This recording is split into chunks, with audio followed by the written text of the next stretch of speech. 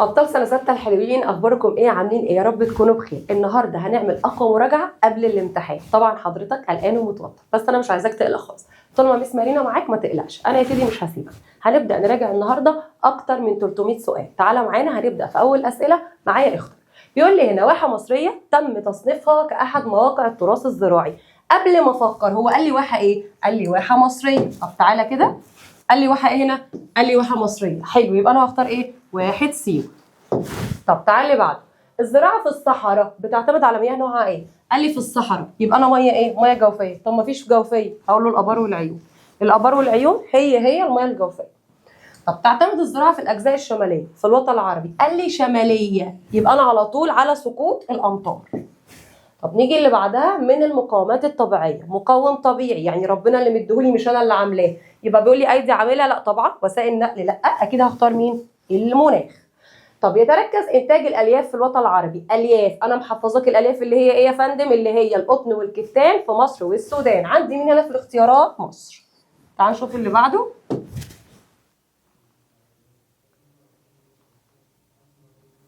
تعالى هنا في السؤال اللي بعده. بيقول تعد مصر نقط الدول العربية في تربية الجاموس. مصر أني دولة؟ أولى، تانية، تالتة؟ أكيد هي الأولى.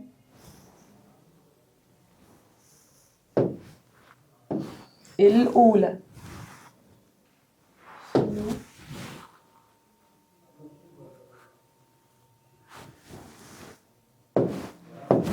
طب تعالى نكمل. أولى الدول العربية في تربية الأبقار. إحنا يعني الأبقار موجودة فين؟ أبقار، معيز، خيول، أغنام، هلاقيها فين؟ في السودان. تمام أوي. أولى الدول العربية في تربية دواجن. دواجن على طول أختار المغرب. طيب نيجي للسؤال اللي بعده. تعد المغرب أولى الدول العربية. حلو. في إنتاج السمك. منين؟ إحنا حافظين إنها من المصاير. طب ماشي، من المصاير اللي هي فين بقى؟ قلنا محيط أطلنطي وبحر متوسط. أنا عندي هنا مين؟ محيط أطلنطي. نيجي اللي بعدها. بستخدم في صناعة المبيدات اللي هي آخرها آت برضو، اللي هو الفوسفات. طب دولة تحتل المرتبة الأولى في الحديد. خلي بالك الأولى في الحديد بس تبقى موريتانيا، إنما لو قال لي حديد وصلب بقول له مصر. نيجي اللي بعده.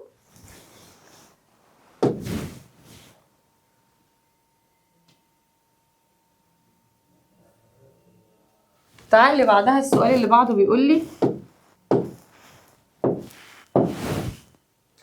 لي هنا تحتل مصر المركز الثاني عربيا. الثاني في انتاج ايه؟ انا فاكره كده معدن اسمه الذهب. السودان الاول في الذهب وبعدها مصر، يبقى مصر الثاني في انتاج معدن ايه؟ الذهب. ينتج الوطن العربي من البترول اكتر من انهي حاجه؟ الانتاج العالمي اكتر من الفوسفات، عشان لو ركزت الفوسفات 17%، انما البترول ربع الانتاج. طب تعالى اللي بعده. مصر تعد الدوله الاولى عربيا في صناعه ايه؟ قلت لك لو لقيت حديد وصلب يبقى بسرعه اختار مصر. طب يقوم السياح بزيارة مواقع أثرية في القيروان. احنا حافظينها. مين في القيروان؟ القيروان في تونس، يبقى في دولة هنا تونس. طب يهدف السياح لزيارة بعض الأماكن عشان أروح أتعالج وأتشفي. حلو. مثل زيارة إيه في الأردن؟ معين في الأردن، يبقى هقول دولة عين معين. طب تعالى اللي بعده. حضور السياح كأس العالم لكرة القدم. محفظات قدم قاف مع قاف قطر. حلو. طب قطر دي اللي انا هروح احضر فيها السياحه بتاعتي. السياحه نوعها ايه؟ هتبقى رياضيه عشان قدم وقطر. تعالى نشوف اللي بعده.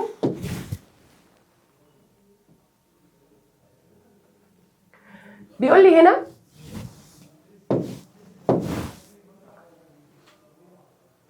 تعتمد سياحه التسوق على زياره اضخم المراكز التجاريه. انا رايحه اتسوق. حلو. المراكز التجاريه فين؟ قلنا اللي هي الامارات، كويت، بحرين. انا عندي مين هنا فيهم؟ الامارات. تعال اخر سؤال. السياحه بتقوم السياحه البيئيه على زياره مناطق ايه؟ انا عندي السياحه البيئيه دي معلومات انها في الصحراء، يعني زياره محميات هتبقى في الصحراويه. تعال نشوف الصفحه اللي بعدها. يلا معايا. حضور السياح كاس الامم الافريقيه لكره اليد. يد في مصر. طب يد دي تبقى ايه برضو؟ رياضيه زيها زي القدم بالظبط. اخترتها عاصمه للسياحه العربيه في 2023. حافظين 23 هتبقى الدوحه، انما 2010 اسكندريه. يبقى اختار هنا مين في 2023؟ الدوحه. لو قال لي 2010 هقول له اسكندريه. التجاره العربيه بتوفر عملات ايه؟ اكيد اجنبيه وانا مغمض. طب وجود حواجز جمركيه بين الدول دي اسباب من ايه؟ قوه ولا ضعف التجاره؟ اكيد ضعف وانا مغمض. طب تتمثل اعلى نسبه صادرات في الوطن العربي من ايه؟ انا لازم الصادرات سنه 6 بحفظهم في الدور. عندي الصادرات اول حاجه وقود، تاني حاجه منتجات صناعيه، تالت حاجه منتجات زراعيه. يبقى اول حاجه عندي الوقود. تعالي بعد، يعد اختراق خصوصيه العميل وسرقه بياناته في التجاره الالكترونيه دي ايجابيات ولا سلبيات؟ سلبيات طبعا. يفصل ايه بين جناحين؟ انا محفظاك البحر الاحمر بيفصل بين الجناحين، يبقى انا عندي البحر الاحمر. يحد الوطن العربي غربا، غربا المحيط ايه؟ قلنا في الجنوب يبقى الهندي، وفي الغرب الاطلنطي، يبقى على طول المحيط الاطلنطي. تعال نشوف اللي بعده. مش عايزاك تقلق خالص، اهم حاجه تفسر السؤال بالراحه خالص وتقرا السؤال براحتك، هتلاقي نفسك بتجاوب زي الفل. بيقول لي هنا يبلغ عدد الممرات المائيه اللي بيتحكم فيها. انا عندي حافظه ان هم 4 ممرات، انما لو قال لي مضايق اقول له 3، فهنا بيقول لي ممرات هقول له 4. طب تعال اللي بعده. توجد اماكن مقدسه، الاماكن المقدسه اللي عندي زي المسجد الاقصى وكنيسه المهد فين؟ انا حافظه ان المسجد الاقصى في فلسطين، انما المسجد الحرام قلنا بنلبس لبس الحرم يبقى ده في السعوديه. تعال اللي بعده. يوجد بالوطن العربي اماكن مقدسه مثل الجامع الازهر، دي معروفه قوي. الجامع الازهر موجود فين عندي؟ في مصر. طيب تطل دوله السعوديه ومصر على البحر ايه؟ انا السعوديه ومصر عندي السعوديه دي الناحيه دي والبحر الناحيه الثانيه، هتبقى على البحر الاحمر اللي هو بيفصل بين الجناحين. رحله اهل مكه في الشتاء، قلت الشين ما تجيش مع الشين، يبقى الشتاء هتبقى اليمن مش الشام. طب نيجي هنا. ولد الرسول بمكه في 12 من شهر ايه؟ ربيع الاول، اوعى تنساه. انما نزل سيدنا جبريل على الرسول في احدى ليالي شهر رمضان وهو كان بيتعبد في غار حراء. اشتد ايذاء قريش للرسول وامر اصحابه بالهجره. هو قال لي الهجره، ما حددش ولا هجره اولى ولا ثانيه، صح كده؟ طيب هتبقى الهجره لفين؟ هو على فكره مش جايب الحبشه عشان ما اتلخبطش، هو جايب لي يثرب اللي هي المدينه. اشار على النبي بحفر خندق حول المدينه. مين اللي اشار عليه بحفر خندق؟ يلا تعالوا نحفر الخندق، هتبقى سلمان الفارسي. تعالوا نشوف اللي بعدها.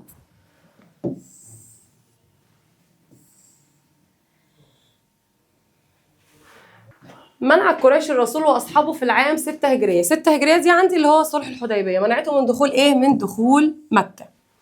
طيب تمتد هضبه افريقيا الشماليه. هضبه افريقيا الشماليه دي كبيره جدا، بتمتد بالجبال البحر الاحمر لحد المحيط ايه وانا رايحه ناحيه الغرب؟ لحد المحيط الاطلنطي. تعد من الجبال الانكساريه، احنا واخدين انكساريه دي حوالين البحر الاحمر، سواء بقى في الجناح الافريقي او الجناح الاسيوي. طب انا عندي فكريني كده، في الجناح الافريقي كان مين؟ جبال البحر الاحمر على نفس الاسم. طب في الاسيوي كانت الحجاز، عسير، مرتفعات اليمن. انا عندي مين هنا منهم؟ عسير. توجد في دولة مصر والسودان جبال البحر الأحمر. في مصر والسودان جبال البحر الأحمر. طب تعد من الجبال الالتوائية، احنا حافظين 4، أطلس وعمان زاجروس كردستان. مين اللي هنا فيهم؟ عمان. تعال اللي بعده. تعال السؤال اللي بعده. تعوق الشعب المرجانية. الشعب المرجانية بتعطل إقامة المواني. أنا واخدة الشعب المرجانية موجودة فين؟ في البحر الأحمر. طب نيجي اللي بعدها. أكثر أشكال السطح انتشارا. أنا عندي مظاهر السطح دي جبال وهضاب وسهول، أكتر واحدة منتشرة هي الهضاب. عندي هنا الأودية الجافة اللي عندي اللي هي اتكونت من التعرية المائية. حلو. وادي الجرير فين؟ في السعودية. طب والدواسر؟ في السعودية برضو، يبقى الاتنين في السعودية عشان لو جات لي في الاختيارات. يقصد السياح واحد سيوة. قايلين واحد سيوة فين؟ واحد سيوة في مصر، بيروحوها عشان يتعالجوا. تهب الرياح الحارة. الحارة من جنوب آسيا والباردة من أوروبا، يبقى أنا عندي هنا حارة هتبقى منين؟ من آسيا. طب يقل سقوط الأمطار في الوطن العربي. بيقل قوي فين؟ في الجبل ولا في السهول ولا في الأودية ولا في الصحراء؟ الصحراء هي اللي بيندر فيها وجود الأمطار. طب دائرة عرض بتمر في الجنوب. أنا عارفة إن الوطن العربي عندي الجنوب بيمر فيه دايرة مين؟ دايرة الاستواء. يتميز مناخ الوطن العربي بالحرارة الشديدة في فصل ايه؟ حر جدا، اكيد في فصل الصيف. الاسئلة بسيطة بس انت ركز وانت بتقرا السؤال بتاعك. تعال السؤال اللي بعده. بيقول لي هنا اي من العوامل الاتيه لا يؤثر، ما بيأثرش اصلا في المناخ. طب تعالى ناخد واحده واحده. انا واخده 3 بيأثروا. الموقع الفلكي بيأثر، المسطحات بتأثر، المرتفعات بتأثر، بس اللي ما خدتهاش اصلا السهول. يمتد اقليم البحر المتوسط في الجناح الاسيوي الوطن العربي. الجناح اسيوي هيمتد في دولتين اللي هم ايه؟ بيقول لك اقليم البحر المتوسط، ركز يعني في الشمال فوق. مين هنا في الشمال فوق؟ هقول له فلسطين ولبنان يا باشا، هم اللي في الشمال. طب محميه جبل علبه. محميه جبل علبه دي في البحر الاحمر. من اشهر محميات الوطن العربي اللي موجوده في دوله ايه؟ جبل علبه هتبقى فين؟ في مصر. ما انا قلت لك هي عندك البحر الاحمر يبقى في مصر. طب حشائش الاستبس موجوده في انهي مناخ؟ قلنا البحر المتوسط. البحر المتوسط استبس، انما المداري سافانا. تقع دولة فلسطين ولبنان. فلسطين ولبنان دي فوق، لسه قايلين السؤال عكس فوق، هتبقى اقليم البحر المتوسط. طب يمتد الاقليم المداري. المداري ده جنوب، انما البحر المتوسط شمال. طب المداري هيبقى فين في الوطن العربي؟ في جنوب الوطن العربي. اقليم مناخي بيشمل النطاق الساحلي. عارف الساحلي اللي هو ايه؟ لما كنا بنعمل كده، فاكر دي كده كانت دولة الصومال، النطاق الساحلي اللي كان على شكل اصغر من دي. طب حلو، اللي كانت على شكل اصغر من دي كانت ايه؟ كانت صحراوي. طب امتى اختار المداري؟ لو اني الجزء اللي في النص ده كده اللي تحت. تمام. طب تنتشر النباتات اللي ليها القدرة على التحمل زي الصبار مثلا، زي الخروع، هتبقى فين؟ في الإقليم الصحراوي. تعالى للي بعدها.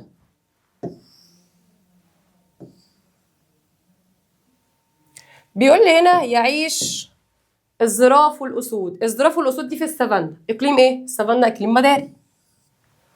طب الإقليم الصحراوي مناخه معتدل بالنهار في فصل إيه؟ أكيد مش الصيف، عشان الصيف عندي شديد الحرارة، يبقى في فصل الشتاء.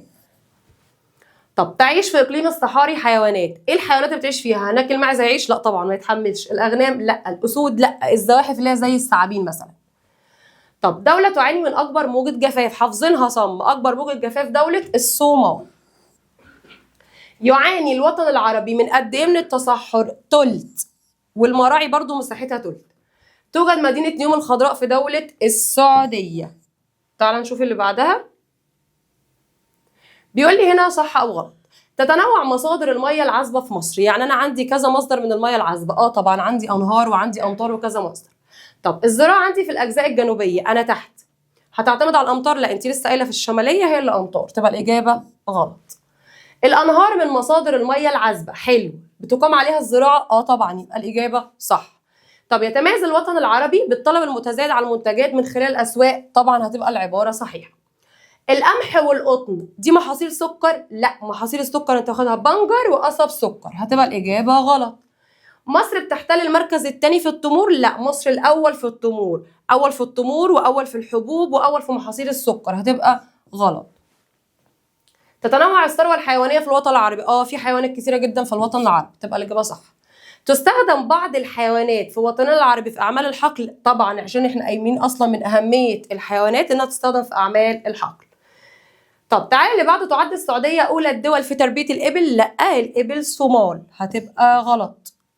ترتبط الصناعة في وطننا العربي بالثروة الحيوانية. يعني احنا لما بنيجي نصنع ممكن ناخد حاجات من الحيوانات أصنعها. بلاقي لحمة معلبة، بجيب الجلود أحولها لحاجات تانية، فهتبقى الإجابة صحيحة. تعالى نشوف السؤال اللي بعده. بيقول لي هنا عندي إنتاج اللحوم الحمراء كان بيكفي حاجة السكان؟ لا طبعا، لو كان بيكفي ما كنتش عملت حيوانات وربيت حيوانات أو ربيت دواجن، هتبقى الإجابة غلط. طب تساهم الثروة السمكية في سد العجز من البروتين الحيواني؟ صح. قلت لك حتى لما تجيلك في بما تفسر يقول لك ليه بربي أسماك؟ عشان أسد العجز من البروتين الحيواني. يفتقر الوطن العربي المقومات الصناعية. يعني هو ما عندوش مقومات، أمال إزاي عنده مواد خام ومصادر طاقة؟ هتبقى غلط طبعا، لأن هو عنده مقومات. تحتل مصر المرتبة الأولى في إنتاج الحديد؟ قلنا يا فندم أول ما يقول لي حديد وصل بقول له مصر، إنما حديد بس موريتانيا. هنا كاتب لي مصر، تبقى الإجابة غلط. طب تسهم الصناعة بنحو نص الدخل القومي؟ لا استنى، هي مش بتديني نص، هي بتديني تلت الدخل القومي، تبقى الإجابة خطأ. طب يتوسع الوطن العربي في إنتاج طاقة متجددة؟ المتجددة زي كهرومائية ورياح وشمس، هتبقى الإجابة صح. طب يخلو الوطن العربي ما فيهوش مشكلات في مجال التعدين والصناعة؟ غلط، ما كنتش قلت ان عنده مشكلات. قامت بعض الدول العربية بإنتاج غاز الهيدروجين وطاقة الرياح؟ صح طبعا، عشان تحافظ على البيئة. طب الدولة عملت مدن ذكية؟ طبعا صح برضه، عشان تحافظ على البيئة. طب شبكة النقل والمواصلات مقومات لازمة للصناعة؟ النقل والمواصلات أنا بحتاجهم في الصناعة عشان تنقلي المنتجات بتاعتي، تبقى الإجابة صحيحة. طب الصناعة الاستخراجية بحول، بيقول لي تحويل، لا استنى، تحويل دي يعني صناعة تحويلية، هتبقى الإجابة هنا خطأ. يتمتع الوطن العربي بكافة مقومات السياحة، يعني عنده كل حاجة، عنده آثار، عنده موقع جغرافي، عنده مناخ متميز، هتبقى الإجابة صح. ياتي السياح في وطننا العربي للاستمتاع بانواع متعدده من السياحه. صح، انا عندي كذا نوع من السياحه. تعال نشوف اللي بعدها. بيقول لي توجد السياحه العلاجيه في الوطن العربي في دوله العراق واليمن. انا عندي العلاجيه موجوده فين؟ في مصر عشان واحد سيو، وفي الاردن عشان عين معين، انما انا قلت العراق واليمن لا، غلط. طيب، تهتم الدول العربيه بالسياحه الرياضيه. حلو، رياضيه احنا عندنا يد في مصر وقدم في قطر. قلت سيره الجزائر لا، هتبقى الاجابه خطأ. يعد النشاط السياحي من اهم الانشطه الاقتصاديه، طبعا عشان هو اكتر حاجه بتوفر لي عملات اجنبيه. تبذل الدول العربيه جهود عشان تحقق السياحه المستدامه، اكيد هتبقى صح. بدأ انتشار التجاره في شبه الجزيره العربيه بعد ظهور الاسلام. يعني التجاره ما جاتش غير بعد ظهور الاسلام؟ لا، ده من قبل الاسلام وهي موجوده. تعال نشوف اللي بعده. بيقول ان المراكز التجاريه الاسلاميه قديما كانت القاهره. انا عندي المراكز القديمه كانت ايه؟ جده وصنعاء وبصره واسكندريه، ما كانش فيهم القاهره. تبقى الاجابه خطأ. اسهمت التجاره في نشر الاسلام في ارجاء العالم. صح، عشان كانت من اهميه التجاره ايام الدوله الاسلاميه بتنشر الاسلام. تسهم التجاره في تعزيز يعني تقويه العلاقات. هقول له صح. من مساوئ التجارة العربية، يعني من العيوب بتاعتها انها بتعمل بطالة. لا طبعا، ما كنتش قلت انها بتوفر فرص عمل. هتبقى خطأ. من اسباب ضعف التجارة وجود حواجز جمركية. اكيد صح، عشان بيدفعوا جمارك وهم بيجيبوا البضاعة بتاعتهم. يعد التبادل التجاري بين الامارات والبحرين دي تجارة دولية؟ لا، انت قالت التجارة الدولية بين دولة عربية ودولة مش عربية. طب الامارات والبحرين دول دولة عربية، تبقى الاجابة خطأ. تتنوع الصادرات العربية أو تنوع الصادرات ده من أسباب ضعف التجارة. ثواني، هو قال لك تنوع مش عدم تنوع. تنوع الصادرات لا طبعا، مش من ضعف، دي كده قوة. تبقى الإجابة خطأ. الواردات العربية اللي عندي بجيب محاصيل زراعية زي الحبوب. هتبقى الإجابة صح. طب كل الدول العربية بتمتلك سواحل بتطل عليها؟ اوعى تقول على دي غلط. كل دولة عربية لو جيت تشوف كده في الجناح الآسيوي والأفريقي هتلاقي بتطل على بحر أو محيط أو خليج أو أي حاجة فيها مية، فأكيد بتطل على حاجات زي مضايق مثلا. أي حاجة بتطل عليها تبقى صح، اوعى تعملها غلط. يتمتع الوطن العربي بموقع جغرافي متميز؟ أكيد. طب يبلغ عدد الجناح العربي الآسيوي 10 والافريقي 12. لا، احنا حافظينها ايه؟ 12 في اسيا و10 في افريقيا. تبقى الاجابه خطا. تعال نشوف اللي بعدها.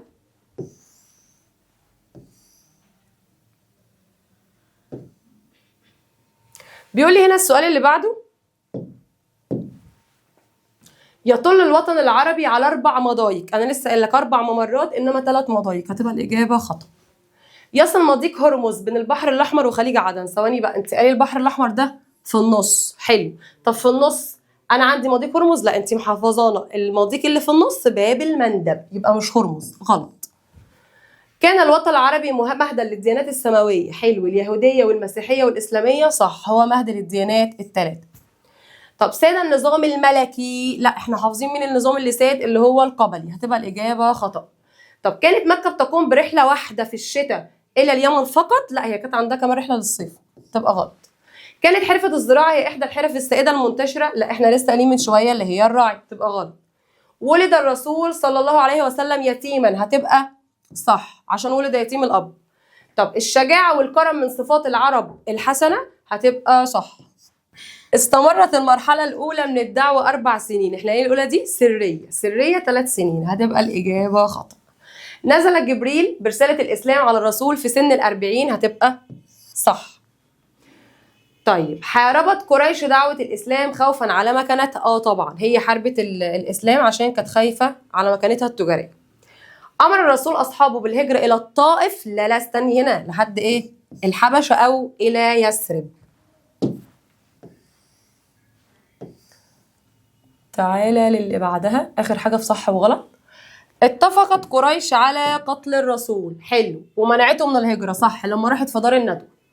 اقتصر دور المسجد في عهد الرسول على العبادة. قال لك اقتصر يعني هم كانوا بيتعبدوا فيه فقط، ولا بقى مركز للحكم، ولا كانوا بيتعلموا منه أصول الدين؟ لا، هو ما اقتصرش. تبقى الإجابة غلط. وضع الرسول بعد الهجرة المدينة مبادئ التعايش مع الآخر، يعني بدأ يعمل صحيفة المدينة. هقول له صح. انهزم المسلمون هنا في غزوة بدر بسبب قلة عددهم. لا، هم انتصروا عادي، ما اتهزموش ولا حاجة. هقول له خطأ. اجتمعت قريش في دار الحكمة، ركز في الكلام، دار الحكمة. لا، هم اجتمعوا في دار اسمه الندوة، هتبقى خطأ. عاقب الرسول أهل مكة بعد الفتح، يعني بعد ما فتح مكة عاقبهم؟ لا بالعكس، احنا قلنا فتح مكة وحطم الأصنام وبدأ يعمل ايه؟ يتسامح مع المشركين وقال لهم اذهبوا أنتم الطلقاء. هتبقى الإجابة هنا خطأ. عقد المسلمون صلح الحديبية مع قريش في عام 5 هجرية. هو لحد كده حلو. طب 5 هجرية، لا انت 5 هجرية دي الخندق، امال صلح الحديبية كان امتى؟ كان 6 هجرية. هتبقى دي كده خطأ. تعالى نشوف اللي بعده معايا. بيقول لي هنا انتصر المسلمون على قريش في غزوة الخندق 3 هجرية. لحد انتصر هنا برضو صح، احنا انتصرنا حلو في غزوة الخندق برضو ماشي، بس ما كانتش 3 هجرية، كانت 5 هجرية. هتبقى الإجابة خطأ. طب يوجد بالوطن العربي مظاهر متنوعة بتتميز بأشكالها الجذابة وألوانها الخلابة. هقول له صح. عندي هنا يوجد في وطننا العربي جبال التوائية بس. لا، أنا عندي التوائية وانكسارية. تبقى الإجابة خطأ. طب توجد جبال أطلس في الجناح الآسيوي. أطلس دي الناحية دي تبقى إفريقي. تبقى الإجابة خطأ. طب يتركز بعض السكان في هضاب الجناح الإفريقي للوطن العربي. في بعض السكان بيقعدوا في هضاب الجناح الإفريقي. يتركز بعض السكان، الهضبة ما بيعيش عليها حد. هتبقى لا، تركز دي يعني ناس كتير. تبقى غلط. تستخرج المعادن ومصادر الطاقة من المناطق الصحراوية في الوطن العربي. صح، معادن ومصادر طاقة بجيبهم من الصحراء. تقع سلاسل جبال الحجاز وعسير في شبه جزيرة سيناء. غلط. أنا المفروض إن أنا عندي الحجاز وعسير ومرتفعات اليمن في شبه الجزيرة العربية اللي هي السعودية، مش شبه جزيرة سيناء. بحر الرمال العظيم يقع بين دولة مصر وليبيا. طب هو أنا بقول لي مصر والسودان؟ لا طبعا، هتبقى الإجابة خطأ. طب تشابه درجات الحرارة بين دول الوطن العربي. أنا درجات الحرارة عندي في الوطن العربي متشابهة؟ لا طبعا، مختلفة. هتبقى خطأ. طب المناخ الحار بيسود كل أجزاء الوطن العربي. لا، احنا قايلين بيسود معظم أو الجزء الجنوبي خاصة. هتبقى هنا خطأ برضو. الأجزاء الشمالية الوطن العربي هنا مناخها معتدل. أيوة، الأجزاء الشمالية مناخها معتدل اللي هي إقليم البحر المتوسط، عشان حار ودافئ في الشتاء. هتبقى الإجابة صح. تعال نشوف اللي بعدها. بيقول لي هنا معايا تنخفض درجات الحرارة. ركز معايا، بيقول لي تنخفض درجات الحرارة. ماشي، فين بقى؟ في الجنوب؟ لا، ده انت في الجنوب ده في استواء. هتبقى الإجابة خطأ طبعا. طب المناخ في الوطن العربي لا يتأثر بالمسطحات. ما بيتأثرش ازاي؟ ما بقول مين اللي قريب من البحر بتبقى مناخه معتدل واللي بعيد بيبقى مناخه حر. هتبقى خطأ. طب تتميز المناطق الساحلية في الوطن العربي مناخ معتدل. أي حاجة ساحلية تبقى مناخها معتدل زي اسكندرية كده. المسطحات المائية بتعمل على تلطيف درجة الحرارة. طبعا عشان كده لما بقول إنها معتدلة بقول لأن البحر بيلطف درجة الحرارة. طب يتشابه مناخ الأودية والسهول. مناخ الأودية والسهول عندي من مناخ المناطق المرتفعة. يعني بيقول لك إن الأودية والسهول نفس المناخ بتاعهم. لا، انت قلنا الأودية دي حاجة منخفضة يبقى ارتفاع حرارتها. طب المرتفعات حاجة عالية يبقى انخفاض حرارتها. يبقى غلط. تتأثر كمية الأمطار المتساقطة باتجاه المرتفعات. كمية المطر بتزيد وأنا متجهة المرتفعات. عندي جبل أهو وقدامه هنا بحر. الحتة اللي مواجهة البحر دي هتكون كتيرة في المطر؟ طبعا هتكون كتير. يبقى هقول له صح. طب تزداد كمية الأمطار المتساقطة في المناطق الداخلية للمرتفعات. الداخلية دي يعني هنا هيزيد مطر؟ لا، هقول له خطأ. المناطق الداخلية من الوطن العربي بتكون أكتر اعتدالا من المناطق الساحلية. لا يا باشا، ده العكس، الساحلية هي اللي أكتر اعتدال. هتبقى خطأ. مناخ الوطن العربي شديد الحرارة في الصيف ومعتدل البرودة في الشتاء. هو حر قوي في الصيف ومعتدل البرودة في الشتاء. مناخ الوطن العربي هيبقى هو المفروض أصلا إيه؟ هو المفروض أصلا دافئ ممطر شتاء وحار صيفا. هتبقى الإجابة صح. طب سوء الأحوال الجوية بيؤدي لتأجيل الرحلات؟ طبعا صح. التغيرات المناخية عندي بتأثر بالسلب على الأمن الغذائي والمائي، عشان ممكن تعمل جفاف، عشان ممكن تعمل مجاعة زي الصمغل. هتبقى صح. تعد محمية ضانا في الأردن من أشهر المحميات الطبيعية. صح، احنا قايلين ضانا في الأردن وأرز الشوف في لبنان. يتسم الإقليم الصحراوي بدرجة حرارة بتصل إلى ما دون الصفر، يعني أقل من الصفر في بعض المناطق. هقول له صح. تعالى يلا بينا نكمل اخر حاجه عندي في صح وغلط ونبدا سؤال جديد. بيقول لي هنا تربى الماعز والاغنام في الاقليم المداري. ماعز واغنام في المداري، لا انت قايله لنا في المداري ده سافانا يعيش فيها مين؟ زراف وفيله. طب الماعز والاغنام بيعيشوا فين؟ في الاستبس. تبقى الاجابه خطا. تنمو حشائش السافانا في البحر المتوسط. ما احنا لسه قايلين الاستبس بحر متوسط والسافانا مداري. هتبقى الاجابه خطا. طب تنمو النباتات اللي بتتحمل جفاف في المداري. البدن بتحمل جفاف يبقى صحراء. تبقى خطا. يشغل معظم مساحة الوطن العربي صحراوي. أيوة، قال لك أول ما ألاقي معظم يختار إقليم صحراوي يختار تصحر. دايما معظم المنطقة بتاعت الوطن العربي فيها تصحر ومعظم الأقاليم برضو صحراء. يمتد الإقليم المداري في أجزاء من الصومال والسودان والجزائر. صح، لو أنا لقيت جنوب الصومال في بقى في مداري، وجنوب السودان مداري، وحتة صغننة جدا من الجزائر في الجنوب مداري برضو، هتبقى صح. تعيش حيوانات زي الزراف والاسود في حشائش الاستبس. غلط، قلنا في حشائش السفن. تعال نشوف نوع من الاسئله جديد لو جالي. يجي يقول لي ماشي دول اخر 4 ماشي معلش. التغير المناخي من المشكلات البيئيه في الوطن العربي. صح، مشكله التغير المناخي لما بتعمل جفاف وتصحر يبقى دي من المشكلات. يتميز الوطن العربي بسقوط كميات امطار كبيره بتسمح بزراعات واسعه. يعني الوطن العربي بينزل فيه امطار فده بيخليني ازرع في الوطن العربي امطار على بعض المناطق. السؤال اللي بعده هنا بيقول لي تنتشر بالوطن العربي مراعي. انا عندي المراعي دي تلت، فهي موجوده في الوطن العربي. في مراعي في الوطن العربي، هتبقى صح. تعاني معظم الدول العربيه من ندره الميه المالحه. الميه المالحه بتعاني منها الدول العربيه ولا بعاني من الميه العذبه؟ بعاني من الميه العذبه. انا بشرب ميه عذبه، بغسل بميه عذبه، بزرع بميه عذبه، هتبقى دي خطا لاني بعاني من الميه العذبه. تناقص مخزون المياه الجوفيه. مخزون المياه الجوفيه اللي عندي لو قل يعمل تصحر. صح، قلنا من اسباب التصحر نقص مياه جوفيه وزحف كثبان رمليه. بتهتم دول الوطن العربي باستخدام مصادر طاقه نظيفه طبعا عشان تحافظ على البيئه. تعالى ناخد السؤال اللي بعده. بيقول لي اكمل، وده السؤال اللي ساعات بنحتار فيه ونتلخبط. تعالى كده معايا واحده واحده.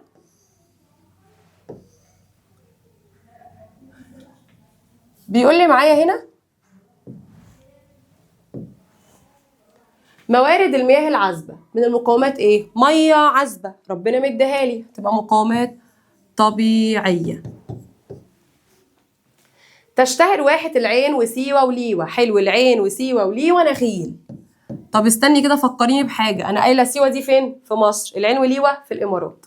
طب زراعة البن على وزن بعض. بن في اليمن. بن في اليمن. الزراعة هنا بتوفر المواد الخام. المادة الخام اللي عندي باخدها عشان إيه؟ عشان الصناعة، زي الجلود مثلا، زي القطن بقعد أصنعهم. طب زراعة الموز والتين، موز زيتون عنب تين، هتبقى فين؟ في مصر والعراق وفلسطين. اكتبهم في أي واحدة، اكتب أي 2 منهم يعجبك. لنقل المنتجات الزراعية. ما دام يا باشا قال لك لنقل يبقى على طول وانا مغمض اكتب له وسائل نقل. هنقل ايه يعني؟ هنقلهم على ظهري؟ اكيد لا، فهنقلهم بوسائل نقل العربيات بتاعتي. المنظمة العالمية المسؤولة، قلت لك أول ما تلاقي منظمة مسؤولة عن الأغذية هتبقى منظمة الفاو. يتركز إنتاج القطن والكتان. قلنا قطن والكتان في مصر والسودان. تعالى اللي بعدها.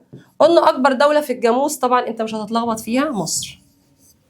دولة السودان أولى الدول العربية في تربية إيه؟ قلنا السودان أغنام ماعز أبقار خيول. هلاقيها فين؟ في السودان. اكتب أي 2 يعجبوك. أقول له مثلا الأبقار والأغنام. تعالى نشوف اللي بعدها. بيقول لي هنا بعدها توفر الثروة الحيوانية الصناعة للمواد الخام. زي ايه؟ ممكن الثروة الحيوانية تديني ايه؟ اقول له ألبان، جلود، لحوم، اللي انت عايزه يا باشا اكتبه. تهتم الدول العربية بتربية الدواجن. هربي دواجن زي عندك 4: بط، وز، حمام، اللي انت عايز تكتبه. بط، وز، حمام، دجاج. تساهم الثروة السمكية في سد العجز من البروتين الحيواني. خلي بالك من السؤال ده قوي، مهم. تعتمد دولة المغرب على السمك منين؟ أنا قلت ده مصايد، يا بحر يا محيط. قلنا البحر المتوسط اللي هو في الشمال، والمحيط الأطلنطي اللي هو في الغرب. المواد الخام مقومات لازمة لقيام، قلنا المقومات اللازمة للصناعة ميم وميم، مواد خام ومصادر طاقة، هتبقى طبعا الصناعة. يستخدم في صناعة الحلي، حلي يعني الأساور اللي احنا بنلبسها والغوايش، في علاج وبتدخل بعلاج بعض الأمراض، حلي يبقى ذهب. طب بيقول لي هنا يدخل في بعض الصناعات الثقيلة والمنشآت والكباري، هيبقى طبعا الحديد. طب صناعة بيتم من خلالها ان انا بحول المادة الخام لمنتج، ما دام قال لي تحويل تبقى صناعة تحويلية. بيقول لي تهتم الدول العربية في مجال التعدين والصناعة، عندي تعدين وصناعة، الدولة بتهتم بإيه؟ بالبحث العلمي والتعليم. خلي بالي برضو من السؤال ده، بالبحث العلمي والتعليم. طب تعالي بعده، بيقول لي تنمية صناعية مستدامة، حلو، بيقول لك تنمية ومستدامة، أدرجت ضمن أهداف إيه؟ التنمية المستدامة. التنمية المستدامة. قطر بتنتج ايه؟ قايلين الغاز الطبيعي هلاقيه في قطر، يبقى الغاز الطبيعي.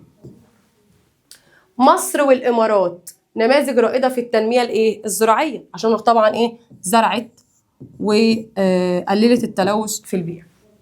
طب نشاط اقتصادي بيسهم في ثلث الدخل، هتبقى صناعه، قلنا اللي بيسهم في ثلث الدخل هيبقى الصناعه. من مقومات السياحة عندي في، اكتب اللي انت عايزه، عندي في تنوع في المناخ، عندي في موقع جغرافي، عندي في تنوع آثار، يبقى هقول له هنا وجود طبعا الآثار، عندي موقع جغرافي، وعندي مناخ معتدل. يقع الوطن العربي في وسط قارات عالم قديم اللي هم آسيا وأفريقيا، يبقى العالم القديم. يتمتع الوطن العربي بمناخ معتدل، مناخها معتدل، هيبقى في فصل ايه؟ الشتاء. بقول دافئ معتدل شتاء. يوجد بالوطن العربي انواع متعدده من السياحه، زي السياحه انا عندي كتيره جدا، اكتب اي اتنين، سياحه ترفيهيه، رياضيه، علاجيه، اللي انت عايزه اكتبه. كتبنا هنا ايه؟ ترفيهيه وعلاجيه. نيجي اللي بعدها.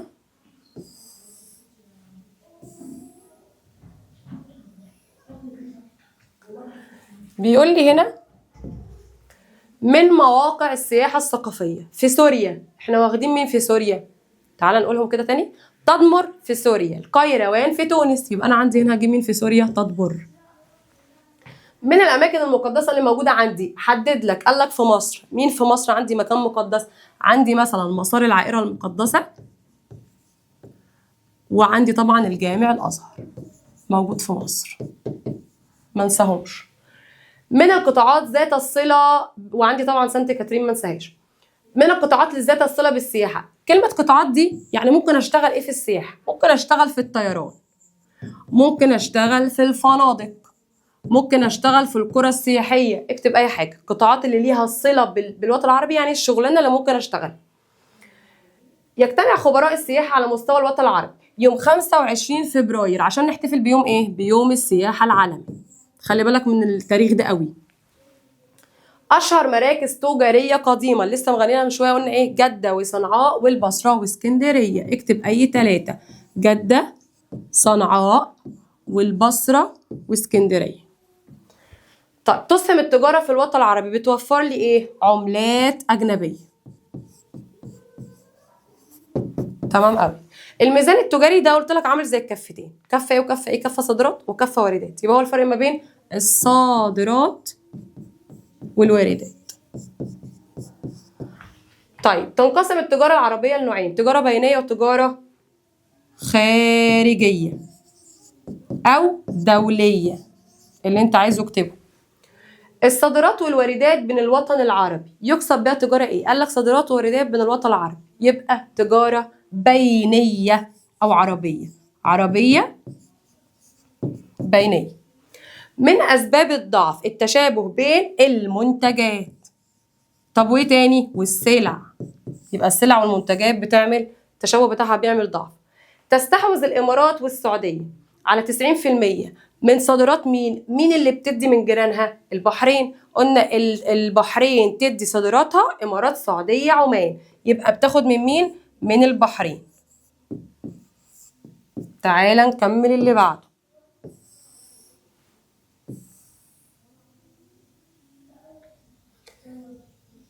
بص معايا كده، بيقول لي التبادل التجاري عن طريق الانترنت. انا استخدمت الانترنت يعني تكنولوجيا، يبقى تجاره الكترونيه. طب هنا التجاره البينيه العربيه، خلي بالك من السؤال ده. التجاره البينيه العربيه بتقوم بانشاء ايه؟ حاجتين: معارض سنويه وتجمعات عربيه. يبقى هقول له معارض سنويه وتجمعات عربيه. حلو. الوطن العربي هنا بيحدوا ايه من جهه الشمال؟ قلنا بحر وجبال. هو كاتب لي جبال طروس، فاضل لي بحر. البحر الايه؟ البحر المتوسط. تعتبر دولة سوريا وفلسطين، سوريا فلسطين جناح ايه؟ اسيوي. تعال نشوف النوع اللي بعده من الاسئله. بيقول لي بيتحكم الوطن العربي في ممرات بحريه زي مين ومضيق مين؟ انا عندي الممرات بتاعتي زي قناه السويس. حلو. والمضايق اللي عندي 3، اكتب اي مضيق منهم. عندي هرمز، باب المندب، جبل طارق. اكتب اي واحد، نكتب مثلا جبل طارق. وعندي كاتب لي مضيق كمان، يبقى نكتب باب المندب. ماشي.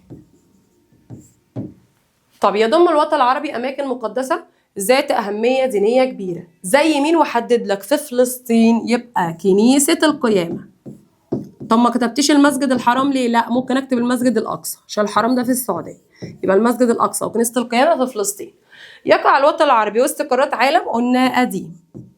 طب يحد الوطن العربي من جهه الشرق، شرق، يبقى خليج ايه وخليج ايه؟ عندي مثلا خليج عمان.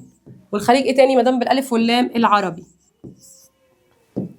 يطل الوطن العربي على محيطين ايه وايه؟ قلنا الهندي في الجنوب والاطلنطي في الغرب. يبقى عندي هنا الهندي والاطلنطي. تعالى للسؤال اللي بعده. يقع الوطن العربي وسط قارات عالم قديم اللي هم مين؟ اسيا وافريقيا. برافو عليك. واللي هي التالتة مين؟ اوروبا. الامارات العربية في قارة مين؟ بينما موريتانيا من الدول العربية في قارة مين؟ قارة يعني جناح، هتبقى جناح ايه؟ او قارة ايه؟ قارة اسيا. طب موريتانيا في قارة افريقيا عشان دي جناح افريقيا. تعالى نكمل كده مع بعض يا سنة 6.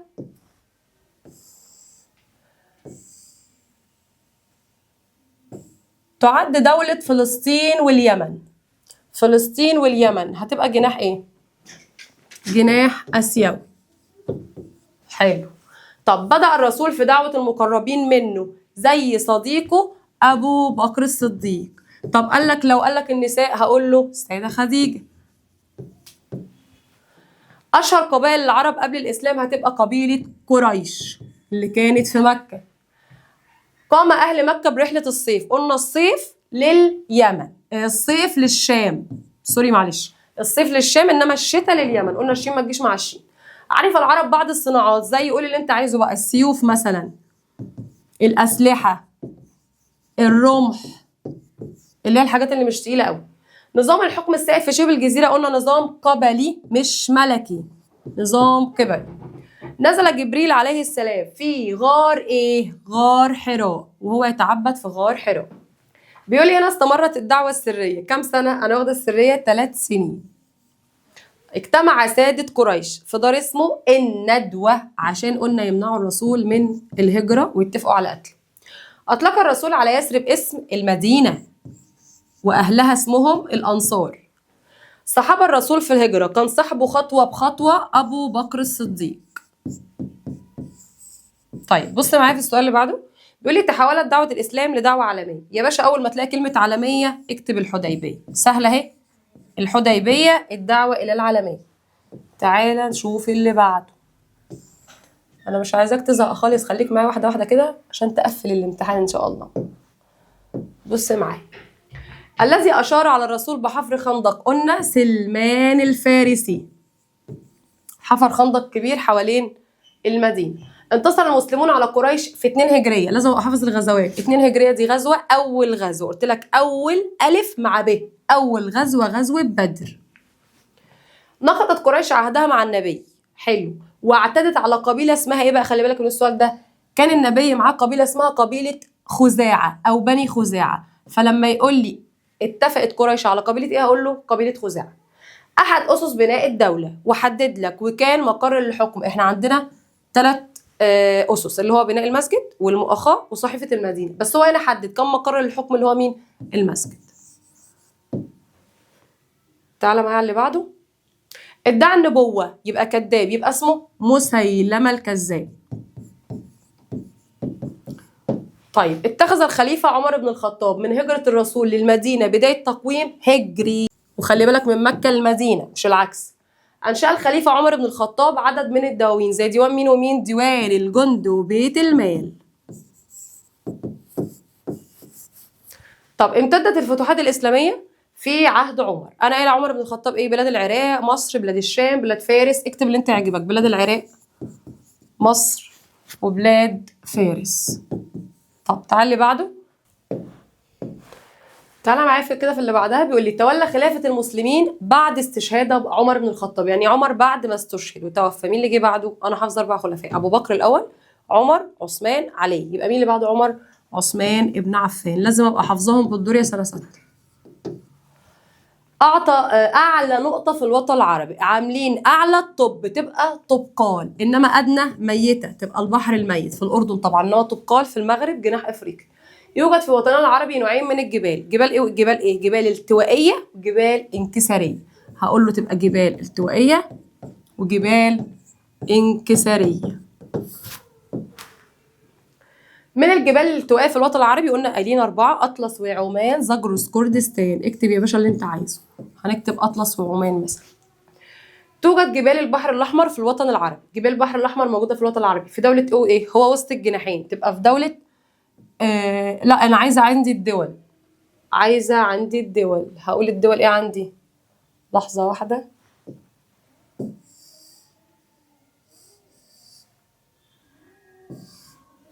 توجد جبال البحر الاحمر عندي في دوله ايه؟ هقول له مصر والسودان، عشان دي كده ناحيه الجناح الافريقي. يمتد في الجناح الاسيوي سهول نهر ايه ونهر ايه؟ انا عندي دجله والفرات في العراق، يبقى دول الاسيوي، يبقى نهر دجله ونهر الفرات. اوعى تقولي نهر النيل عشان قال لي اسيوي. تمام. من هضاب الجناح الاسيوي، انا عندي هضاب الجناح الاسيوي 3 اللي هم في الشمال شين مع شين تبقى بدية الشام، وفي النص هضبة نجد، وفي الجنوب على اسم موت تبقى حضارة موت. طب انا هنا هكتب اي 2: بدية الشام مثلا ونجد. نشأة الكثبان الرملية. ما دام قال لي رمل يبقى تعرية هوائية، يبقى هقول له التعرية الهوائية. طب بيقول لي اللي بعدها، خلي بالك من دي: نحت المية للسهول تكون لي ايه؟ سهول فيضية. حلو كده، اللي قلنا تكونت من ترسيب المواد العالقة. تعد جبال الحجاز وعسير ومرتفعات اليمن وغيرها من الجبال ايه؟ انا قايله حوالين البحر الاحمر، اي حاجه حوالين البحر الاحمر يا سنه 6 انكساريه. هقول له من الجبال الانكساريه. تقوم الزراعه بواحه عين صالح. عين صالح دي في الجزائر، ما علينا، هو يقول اي واحه مفيش مشكله. انا عندي كلمه واحه ما دام اتذكرت احط المياه الجوفيه او الابار والعيون. حلو كده. طب تعالي بعدها. تتميز سهول البحر المتوسط في الوطن العربي بسقوط امطار. حلو، هتسقط الامطار فين او امتى؟ تتميز سهول البحر المتوسط في الوطن العربي بسقوط الامطار. الامطار امتى هتسقط امتى؟ في الشتاء، يبقى امطار شتويه. يسود يعني ينتشر المناخ المعتدل في أنهي أجزاء؟ في الأجزاء الشمالية من الوطن العربي.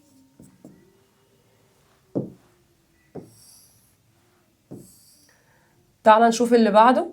بيقول لي يتميز مناخ الوطن العربي بإيه في معظم أجزائه؟ قلت لك أول ما تلاقي كلمة معظم أكتب إقليم صحراوي حار أو مناخ صحراوي. الرياح الباردة، ما دام باردة هتيجي من أوروبا. طب لو حر هتيجي من آسيا. طب لو باردة بتيجي من الاتنين، أوروبا وآسيا، إنما حر من جنوب آسيا بس. تمر دايرة الاستواء فين؟ في الجنوب تحت، يبقى في جنوب الوطن العربي. بيقول لي هنا يتأثر المدى الحراري وتسقط أمطار نتيجة وجود المسطحات المائية. يبقى هنا هنكتب إيه؟ وجود المسطحات المائية. طب تعالي بعدها. تتساقط الأمطار بغزارة. علم الحضارات مين؟ أكيد الجبال. قلنا الجبال لما بتبقى قدام البحر يسقط عليها أمطار غزيرة. يسود الوطن العربي نقط أقاليم مناخية. عايز العدد، كم إقليم؟ هقول له 3. تعال نشوف اللي بعدها. يشمل إقليم البحر المتوسط المناطق المجاورة لسواحل البحر المتوسط لكم مين؟ مين الدول اللي عندي او مين المناطق اللي عندي فوق عند البحر المتوسط؟ عندي مثلا مصر، عندي فلسطين، عندي العراق، قلنا العراق وفلسطين ومصر، ده كله تبع البحر المتوسط. طب الاقليم الصحراوي مناخه معتدل في النهار، قلنا في فصل ايه؟ الشتاء. تقع محمية أرز الشوف، قلنا تعالى بص وشوف في لبنان أرز الشوف. تنتشر في إقليم البحر المتوسط أشجار زي إيه؟ ممكن أزرع هناك إيه في البحر المتوسط؟ قلنا عندي زيتون، عندي أرز، عندي صنوبر، يبقى أرز زيتون صنوبر في البحر المتوسط. إقليم مناخي بيتميز بشتاء معتدل جاف والصيف بتاعه ممطر، يبقى هنا كده المناخ ده مجنون أو الإقليم ده مجنون، ما دام الصيف بيمطر هيبقى إقليم مداري. طب المخاطر اللي بتهدد المحميات زي الرعي الجائر، الصيد الجائر، التلوث البيئي، يبقى الرعي الجائر والصيد الجائر. طب تقع معظم مساحة الوطن العربي، قلت أول ملمح يا سنة 6 معظم، أكتب إقليم صحراوي حار. ظهرت في الوطن العربي مشكلات بيئية حلوة عديدة نتيجة للتغير المناخي. ايه المشكلات اللي عندي؟ عندك يجي 5: تصحر، جفاف، ندرة مية عذبة، زحف كثبان رملية. اكتب يا باشا أي حاجة منهم. يبقى ندرة المية العذبة وزحف الكثبان الرملية، زحف الرمال، وعندي التصحر أو الجفاف.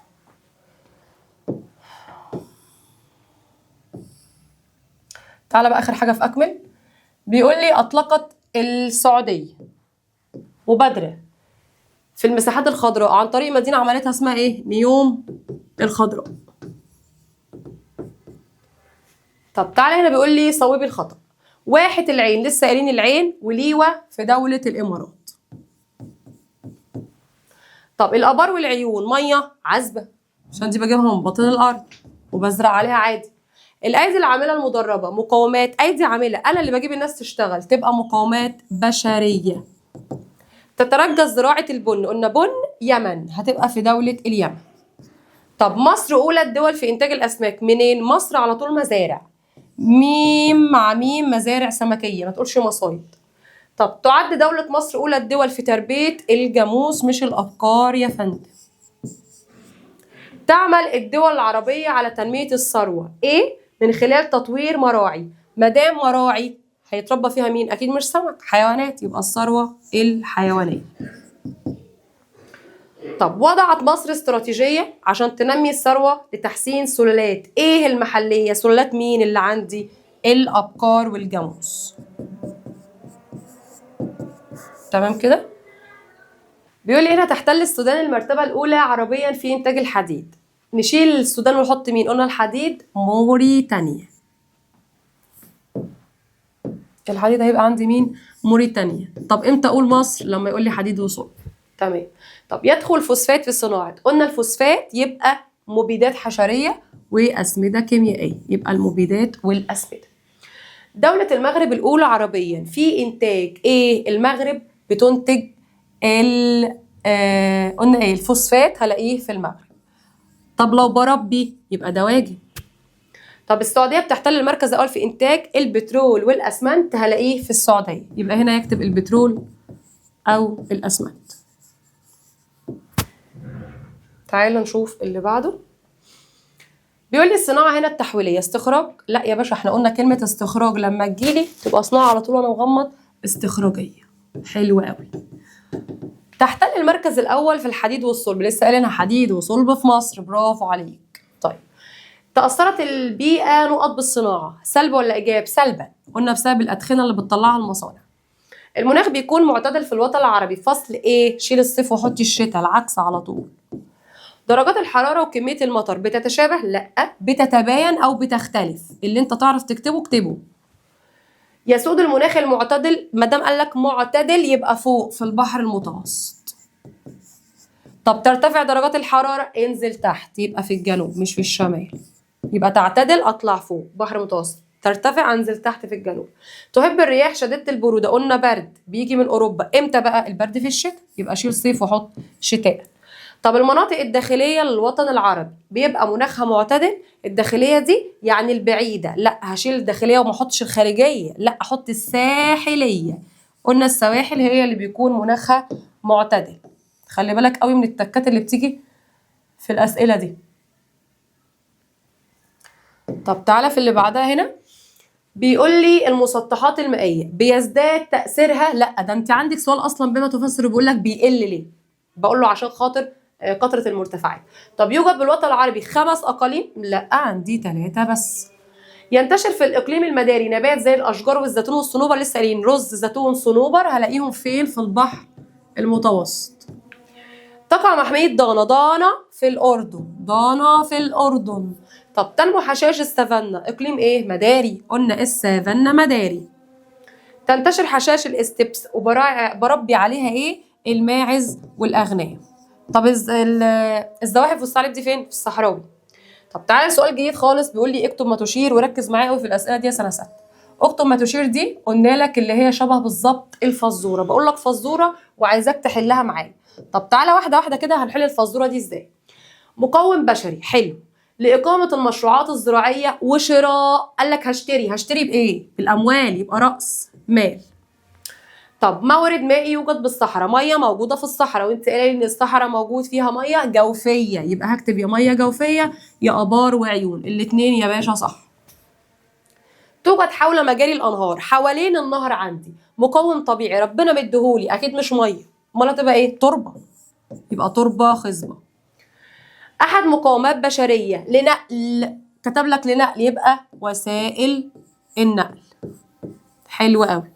طيب بيقول لك دولة فيها بن، قلنا بن في اليمن. طب ركز معايا في اللي جاي.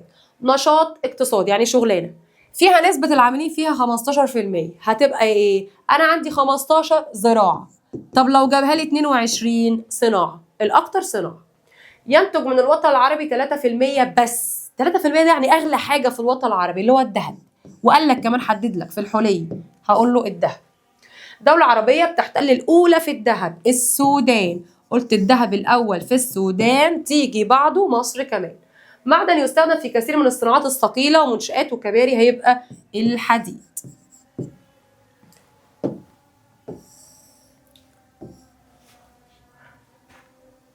تعالى ما نشوف السؤال اللي بعده.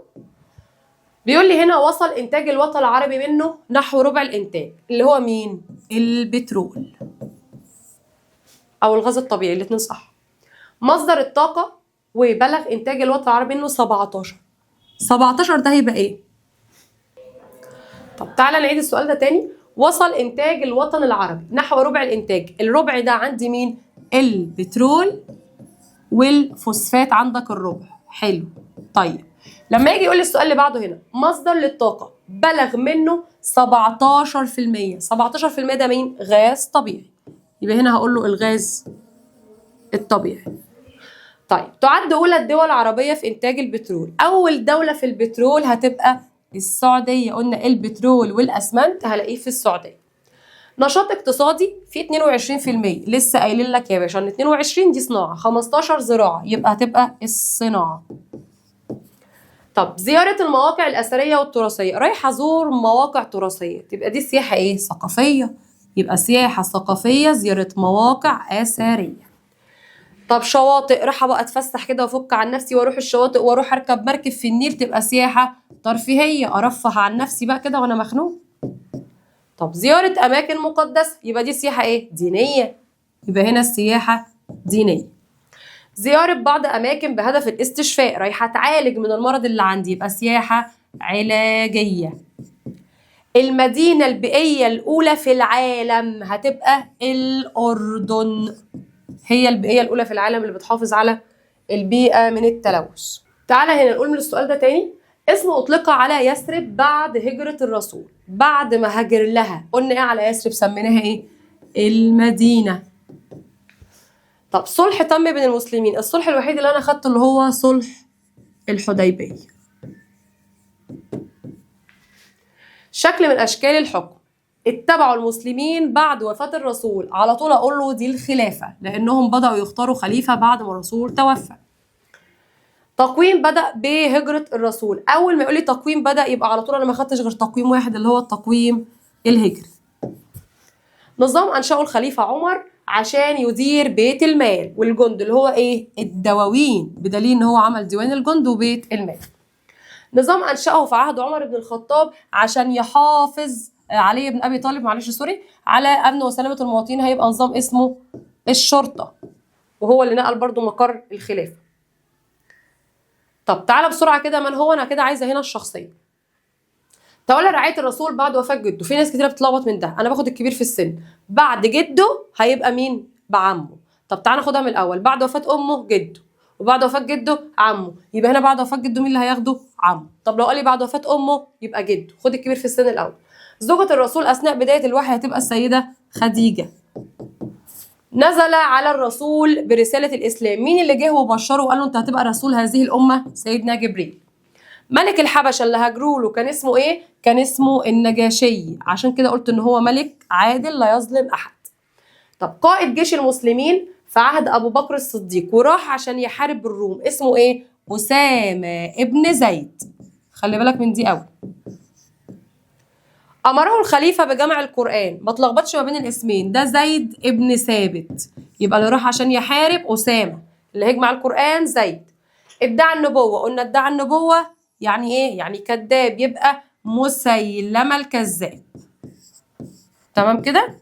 طب وضع التقويم الهجري في العراق وعمل وفتح العراق والشام وفارس، هيبقى عمر ابن الخطاب. تعالى يا باشا نشوف الأسئلة اللي بعدها. بيقول لي من هو تاني مين؟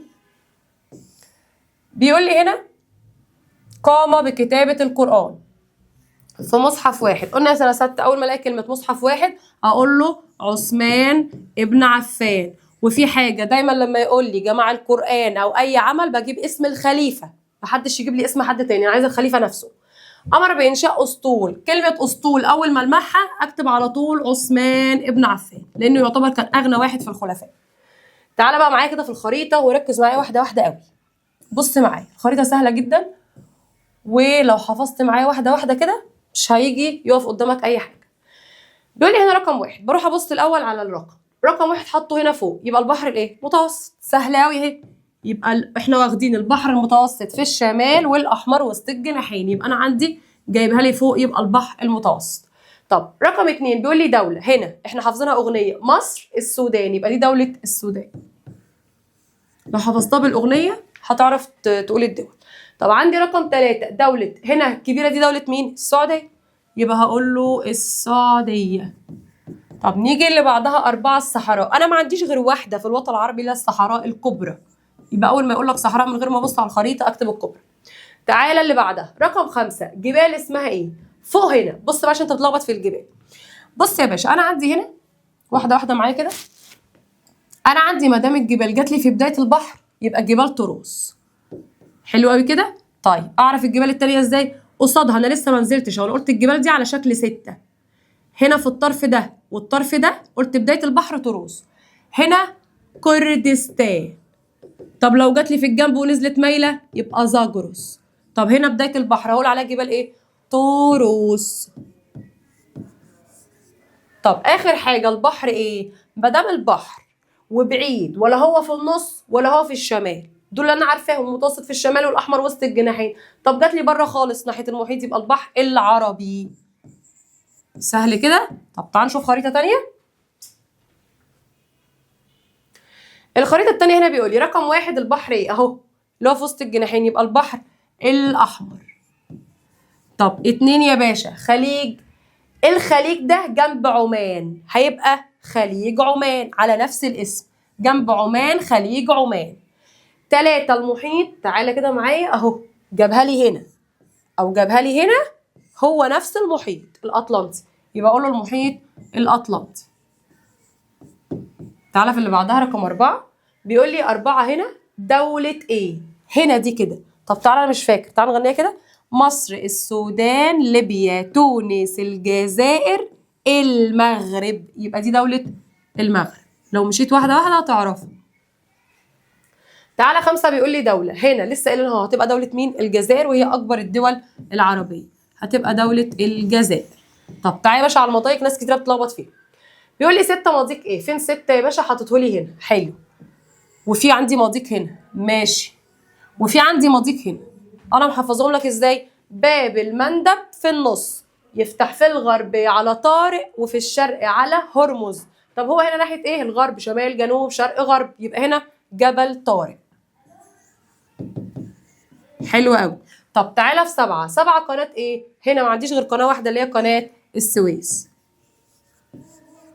طيب رقم 8 مضيق اسمه ايه؟ هو هنا اهو في النص يبقى مضيق باب المندب. كده جبتهم لك التلاتة اهو. اخر حاجه مضيق ناحيه الشرق يبقى هرمز.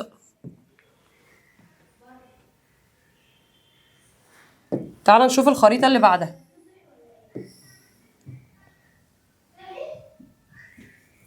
بيقول لي هنا عندي رقم 1 جبال ايه؟ رقم 1 هنا دي جبال ايه؟ جبال البحر الاحمر. هي جنب البحر الاحمر تبقى جبال ايه؟ جبال البحر الاحمر. طب رقم 2 عندي 2 هضبة هنا في النص. انا عندي 3 هضاب، واحده في الشمال وواحده في النص وواحده في الجنوب. هو هنا في النص تبقى هضبة نجد، في النص هضبة نجد. طب رقم 3 نهر، هنا ما عنديش غير نهر واحد اللي هو نهر النيل، ما دام جابوا لي في الافريقي هنا يبقى نهر النيل. طب 4 جبال، تعالى هنا هتقول لي جبال دي ايه بقى؟ خلي بالك منها قوي. ما دام جابها لي هنا عند المغرب والجزائر وتونس هتبقى جبال اطلس. يبقى هنا جبال اطلس في الجناح الافريقي وهي الجبال الالتوائيه. رقم 5 هنا البحر، بحر في الشمال يبقى البحر المتوسط. تعالى هنا معايا بيقول لي رقم 6 المحيط ايه؟ تعالى بص الناحيه دي يبقى اطلنطي، قلت لك هنا وهنا. طب لو جابها لي هنا يبقى الهند، يبقى هنا المحيط الاطلنطي. المحيط الاطلنطي. حلو قوي. طب تعالى نشوف الخريطه اللي بعدها. لو ركزت في الخرائط دي مش هتحتاج ان انت تذاكر حاجه تاني. بص معايا كده. بيقول لي رقم 1 هضبه، قلنا هنا هضبه في الشمال شين مع شين تبقى بدية الشام، يبقى هنا هضبه بدية الشام. طب رقم 2 جبال، هنا ستوب بقى هنا عند الجبال. انا الجبال عندي هنا في الاسيويه يا باشا عندي 3. قلت هنا في الشمال هنا الحجاز وعسير ومرتفعات اليمن، يبقى هو في النص هنا هتبقى مين؟ عسير. طب 3 هضبة، هنا هضبة كبيرة في أفريقيا هي هضبة وحيدة على نفس اسم القارة هتبقى هضبة أفريقيا الشمالية. طب 4 هضبة إيه؟ هنا هتبقى هضبة، بيقول لي هضبة على فكرة مش مرتفعات، قلنا هضبة في الجنوب في الجنوب ح مع ح، أو الجنوب على اسم موت هتبقى حضر موت. يبقى أنا عندي هنا هضبة مش عايزة الجبل، إنما لو قال لي جبال هقول له مرتفعات اليمن. طب عندي 5 هنا المحيط، هنا أهو هيبقى المحيط الهندي في الجنوب. طب تعالى في الواحات بقى. 6 واحد ايه؟ 6 دي دولة ايه الأول؟ مصر. مصر فيها واحد مين؟ سيوة، يبقى بجيب اسم الدولة الأول عشان أعرف اسم الواحد. طب 7 واحد مين؟ دي دولة ايه؟ جزائر، يبقى في الجزائر واحد مين؟ عين صالح، ما انساهاش. عين صالح. تعالى كده في نوع الأسئلة التاني نشوف بعد كده ايه الصفحة اللي بعدها. بيقول لي هنا رقم 1 إقليم. تعالى على الأقاليم بقى. اقليم ما دام عند البحر المتوسط يبقى اقليم بحر متوسط. اي حاجه فوق يا سنه 6 بحر متوسط، اي حاجه في النص صحراوي، اي حاجه في جنوب اي دوله مداري. طب 2 هنا دوله، هنا دوله الكبيره دي قلنا السعوديه. طب 3 اقليم عندي فين؟ 3 بسرعه اهو، ده في النص يبقى اقليم صحراوي حار. طب 4 دولة، 4 اهي، دولة ايه دي؟ موريتانيا، وبتجيلي كتير واحتمال قوي تجيلك في الامتحان. 5 اقليم هنا دي جنوب السودان، وقلت اي حاجه في الجنوب تبقى مداري. عندي 6 هنا محيط هندي. تمام كده؟ طيب تعالى بسرعه شوف اللي بعدها. بص بقى معايا هنا في الاسئله دي. بيقول لك دوله بيتم فيها زراعه الواحات اعتمادا على المياه الجوفيه. رقم 1 حاططها لي فين؟ هنا. طب حلو قوي. بيقول لي هنا الدوله دي بقى ايه؟ الدولة دي اللي هي مين أصلا؟ أنا عندي في واحد لواء في الإمارات والعين في الإمارات، يبقى دي دولة الإمارات. ما تتلخبطش ولا أي حاجة، وخلي بالك إن دي مهمة جدا. دولة بزرع فيها عنب. رقم 2 في هنا عند مين؟ عند فلسطين. تعالي بعدها دولة فيها كتان، قلنا إيه الكتان؟ في مصر والسودان. طب هو حاطها لي فين بالظبط؟ في السودان. طب تعالى التمور، قلنا التمور مين؟ أولى الدول في مصر. طيب دولة بيقوم فيها زراعة موز، رقم 5. هنا مين؟ أنا قلت لك الكبيرة دي اسمها دولة إيه؟ العراق. دولة فيها بن يمن، بن يمن، خلي بالك ما تنساهاش. دولة في جنوبها على مياه الأمطار، رقم 7. فين 7؟ 7 أهي، 7 جنوبها هنا على الأمطار اللي هي موريتانيا. طب احنا خدنا الحتة دي امتى؟ لما بقول في صيف في الوطن العربي ما عدا جنوب موريتانيا فيه أمطار، ما فيهوش جفاف. تعالى نشوف الخريطة اللي بعدها. بيقول لي هنا أولى الدول في تربية الإبل، قلنا الإبل تبقى الصومال، يبقى دي دولة الصومال. أولى الدول في الجاموس عندي اهي تبقى دولة مصر. طب في الأبقار، أبقار معز أغنام خيول، هلاقيها فين؟ في السودان.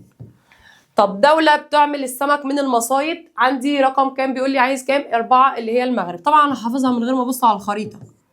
طب بيقول لي هنا سواحل بتطل عليها المغرب، هنا السواحل دي محيط إيه؟ محيط أطلنطي، هقول له المحيط الأطلنطي. يلا بينا نشوف اللي بعدها.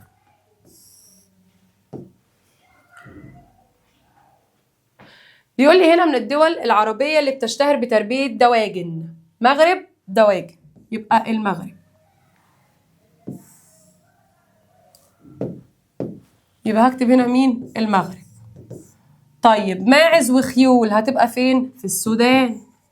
حلو. طب دولة بتربي أسماك على المصايد، أدي رقم 3. فين هنا 3؟ حلو، بس سؤالك على المصايد النهرية عشان بس ما تجريش تكتب المغرب، وهنا ملخبطني بيقول لي المصايد النهرية. ماشي. ودي دولة إيه؟ العراق. هو العراق فيها نهرين؟ فيها أنهار، فيها دجلة والفرات، يبقى هنا مين؟ دولة العراق. طب دولة تقوم فيها تربية الإبل، هنا قلنا شكل ستيفن ده يبقى الصومال. تعالى الخريطة، أنا جايبة لك كمية كبيرة من الخرايط بحيث مفيش حاجة تخرج منها الامتحان إن شاء الله. تعالى هنا بيقول لي أولى الدول في إنتاج البترول، أهي أغنى دولة اللي هي السعودية. طب أولى الدول إنتاجا للغاز الطبيعي، رقم 2. أنا عندي الغاز الطبيعي مين؟ قطر. غاز الطبيعي قطر، من غير ما أبص على الخريطة أوتوماتيك أنا عارفة. أولى الدول في إنتاج الحديد، حديد موريتانيا، حديد موريتانيا، يبقى أقول له هنا مين؟ موريتانيا. طب أولى الدول في إنتاج الفوسفات، رقم 4 المغرب، الفوسفات في المغرب. أولى الدول حديد والصلب، دي بلدي الجميلة مصر. تمام؟ طب تعالى بسرعة كده نشوف أهم الأسئلة المقالية. بص معايا كده واحدة واحدة. قبل ما نحل الأسئلة المقالية سنة 6، عايزاك وأنت بتحل السؤال المقالي تهدى واحدة واحدة كده، تهدى واحدة واحدة، تقرا السؤال تفسره بطريقتك عشان تعرف تحل، دي أول حاجة. تاني حاجة تكتب لي الإجابات كاملة، يعني ما اقولكش مثلا ايه المشكلات اللي في الوطن العربي تكتب لي تصحر، انت عندك 5 مشكلات سيادتك فانت تكتب كله. فالسؤال المقالي لما بتكتبه كله بنعرف ان انت مذاكر فبنديك درجه كويسه، او بتقفل الدرجه غصب عن اي حد بيصحح يعني. يبقى تعالى كده معايا، بما تفسر يعني ليه، فسر لي العباره. اهميه الوطن العربي اقتصاديه، محفظاك كويس قوي. اقتصاديه هقول له عندي مسطحات مائيه وممرات عالميه، يبقى هقول له هنا المسطحات اللي عندي المائيه والممرات اللي عندي المائيه، واذكر يا باشا الامثله بتاعتهم. طب تحكم الوطن العربي في اهم الطرق التجاريه، هو بيتحكم، بيسالك بيتحكم ليه في الطرق التجاريه، هقول له عشان عندي ممرات. الممرات اذكرهم اللي هي بقى مضيق باب المندب وهرمز وقناه السويس وجبل طارق، واحكي له القصه. طب وجود تراث ثقافي مشترك، هو ليه في تراث ثقافي بين الوطن العربي؟ عشان الوطن العربي بيجمعوا تاريخ ولغه وثقافه، يبقى اقول له عندي عشان بيجمعوا تاريخ لغه ثقافه. طب شهرة مكة تجاريا عشان كان عندها كام رحلة؟ 2. قلنا الشين ما تجيش مع الشين قلنا الشتاء لليمن والشام للصيف. أفسر السؤال أعرف أجاوب. بدأ الرسول بالدعوة السرية، ليه خلاها سرية؟ قلت عشان يتجنب أذى قريش، يبقى يتجنب أذى قريش. طب ليه رفضت قريش لدعوة الإسلام في البداية؟ هي ليه رفضت؟ قلت عشان خوفا على مكانتها، كانت مفكرة إن مكانتها هتقل، يبقى خوفا على مكانتها بين القبائل. طب ليه المسلمين هاجروا للحبشه؟ هقول له نقطتين، بسبب الايذاء الاول ان قريش اذوهم، وتاني حاجه ان الحبشه دي فيها ملك عادل.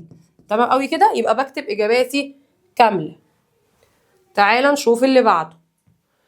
بيقول لي هنا فشلت قريش في منع الرسول من الهجرة. هي ليه فشلت في منعه من الهجرة؟ عشان الرسول خطط ليها كويس قوي.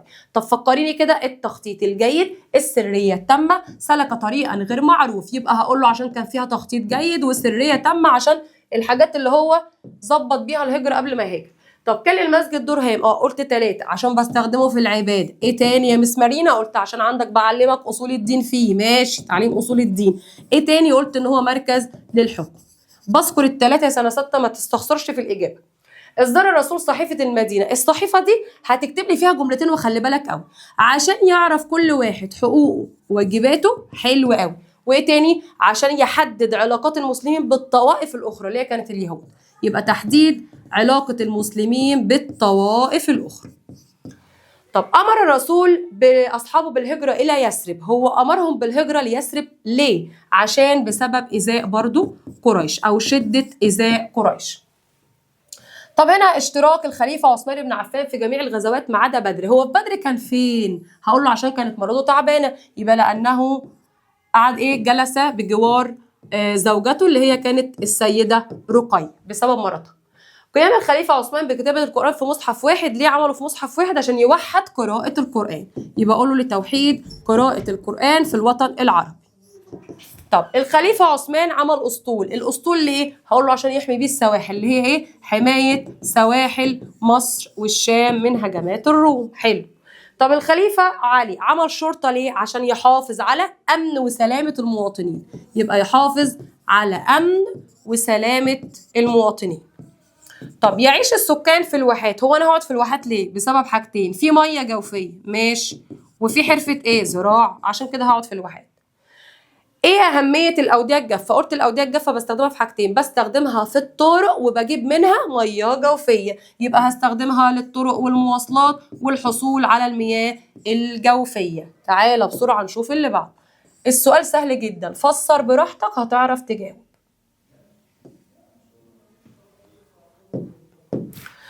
تعالى هنا اللي بعدها. امر الرسول اصحابه بالهجره الى يثرب. دي قلناها، قلنا بسبب ايذاء قريش. طب اجتمع قريش في دار الندوه. هي قعدت في دار الندوه تعمل ايه؟ حاجتين، عشان تقتل الرسول، عشان تفكر في قتل الرسول، وعشان تمنعه من الهجره. حلوه قوي. طب هزيمه المسلمين في غزوه احد. لما اتهزم المسلمين في غزوه احد، هم اتهزموا ليه؟ هقول له بسبب مخالفه الرماه اوامر الرسول. واسكت يا مس مارينا؟ لا، ونزولهم من على الجبل لجمع الغنائم. طب سمي الخلفاء الراشدون بهذا الاسم. بص يا باشا، خلفاء هقسمها لانهم خلفوا الرسول، يعني جم بعده خلفوا الرسول. طب وراشدون عشان ايه؟ عشان مشوا وصاروا على نفس نهج الرسول. يبقى عشان صاروا على نهج الرسول. حلو. طب اختيار ابو بكر خليفه. ليه اخترته خليفه؟ اقول له عشان اول من اسلم من الرجال، عشان كان مع الرسول في كل غزواته، عشان كان اماما للمسلمين. يبقى هقول له ان هو اول من اسلم، وعشان كان معاه في كل غزواته، وكان اماما للمسلمين طبعا. طيب تكون السهول الفيضيه في الوطن العربي. السهول الفيضيه اتكونت ازاي؟ بسبب ترسيب المواد العالقه على جوانب الانهار. يبقى هكتب له بسبب ترسيب المواد العالقه. كثرة السكان على المحيط الأطلنطي. المحيط الأطلنطي عنده سكان ليه؟ المحيط الأطلنطي هو والبحر المتوسط واحد. يعني إيه؟ يعني لما أقول لك في هناك سكان ليه؟ أقول له عشان في هناك زراعة، عشان في هناك أمطار، عشان في هناك سهولة انتقال. يبقى تاني زراعة وأمطار وسهولة انتقال. قلة المواني على البحر الأحمر. مفيش مواني على الأحمر عشان شعب مرجانية. في هناك شعب مرجانية، ولو عكس لي السؤال هقول له نفس الكلام. النتيجة على الشعب المرجانية قلة المواني. تباين يعني اختلاف درجات الحرارة في الوطن العربي بسبب ايه؟ 3 حاجات. موقع فلكي. حلو. ايه تاني؟ مسطحات مائية. ايه تاني؟ تضاريس. تمام كده؟ طيب نيجي اللي بعدها كده بسرعة. بيقول لي هنا بعدها ارسال ابو بكر الصديق جيش اسامة بن زيد. هو لما ارسل الجيش ارسله ليه؟ ارسله عشان يحمي حدود الدولة الاسلامية. منين؟ من الروم، ويهاجم الروم. طيب لما يجي يقول لي ارسال ابو بكر الصديق الجيوش الاسلاميه خارج شبه الجزيره، هي نفس الكلام. هقول له عشان خاطر ايه؟ علشان خاطر برضو يامن حدود الدوله الاسلاميه، وعشان ينشر الاسلام ونشر الاسلام. ارتفاع درجه الحراره في المناطق الجنوبيه. ليه الحراره بترتفع في الجنوب؟ بسبب طبعا وجود خط الاستواء. طب وليه بتنخفض في الشمال؟ عشان ببعد من خط الاستواء، يبقى البعد عن خط الاستواء. يبقى هنا بقرب في الحرارة لما بترتفع، وهنا ببعد. تعالى اللي بعدها بسرعة. بيقول لي يقع الوطن العربي تحت تأثيرات قارية. يعني ايه تحت تأثيرات قارية؟ يعني بتأثر من القارات اللي حواليا. بتاعت الرياح، ايوه هي دي. هبوب رياح حارة من جنوب آسيا، وهبوب رياح باردة من آسيا وأوروبا. يبقى هكتب هنا عن هبوب الرياح. حلو قوي. طب حدد اسباب ازدهار السياحه. هي السياحه اللي عندي في الوطن العربي مزدهره، هقول له عشان كل حاجه، عشان مناخ، عشان موقع جغرافي، عشان اثار متنوعه. يبقى تنوع الاثار، موقع جغرافي، ومناخ معتدل. ايه سبب ان تعد السياحه من اهم الانشطه في الوطن العربي؟ هقول له عشان يا باشا بتوفر فرص عمل وعملات اجنبيه. قلت اي حاجه تقف في اهميه زراعه، صناعه، تعدين، سياحه، تحفظ جملتين: توفير فرص عمل، وزياده الدخل القومي، والعملات الاجنبيه. حدد سبب بتتعدد المزارات السياحيه الدينيه. ايه سبب ان بتتعدد المزارات؟ بسبب موقع الوطن العربي. طب حاجه تانية، بسبب وجود كنيسه القيامه في فلسطين، كنيسه المسجد الاقصى في فلسطين، المسجد الحرام في السعوديه. طب بما تفسر اهميه الزراعه المائيه. تعالوا اقف هنا شويه كده. الزراعه المائيه دي اول حاجه بتوفر في كميه الميه. فانا عندي الزراعه المائيه يعني بزرع على وش الميه، غير الزراعه بتاعه التربه. فالزراعه المائيه بتوفر في كميه الميه، فاقول له هنا ايه؟ لتوفير كميه الميه. طب حلو. لو جالك في اكتب المصطلح العلمي: زراعه بتوفر في الميه، يبقى زراعه مائيه. طب زراعه بتعتمد على الذكاء الاصطناعي، على الاستشعار عن بعد، هتبقى زراعه الكترونيه. خلي بالك من النقطتين دول قوي. بما تفسر بيزيد معدل استهلاك المياه العذبة. مين اللي بيستهلكهم؟ يا أنا بستهلكهم في التوسع في الزراعة، يا بسبب زيادة ونمو السكان. يبقى أقول له بسبب التوسع في الزراعة ونمو السكان بتوع الوطن العربي. النتيجة على الوطن العربي. ايه اللي بس أسئلة؟ النتائج يعني ايه اللي حصل؟ ايه اللي نتج عن الوطن العربي؟ عنده ممرات، هيبقى يا باشا عنده تجارة، بيتحكم في طرق تجارية مهمة. هيبقى عنده ايه تاني؟ أهمية اقتصادية. اكتب النقطتين، ما تبخلش يا سنة 6 وانت بتحل. تواصل الشعوب العربية مع بعضها خلال التبادل التجاري. أنا الشعوب العربية لما تواصلت مع بعضها، اللي نتج بقى عندهم إيه؟ وجود ثقافة مشتركة، لغة مشتركة، تاريخ مشترك. يبقى بقى عندهم تاريخ ولغة وثقافة مشتركة. تعالى كده اللي بعده. بيقول لي هنا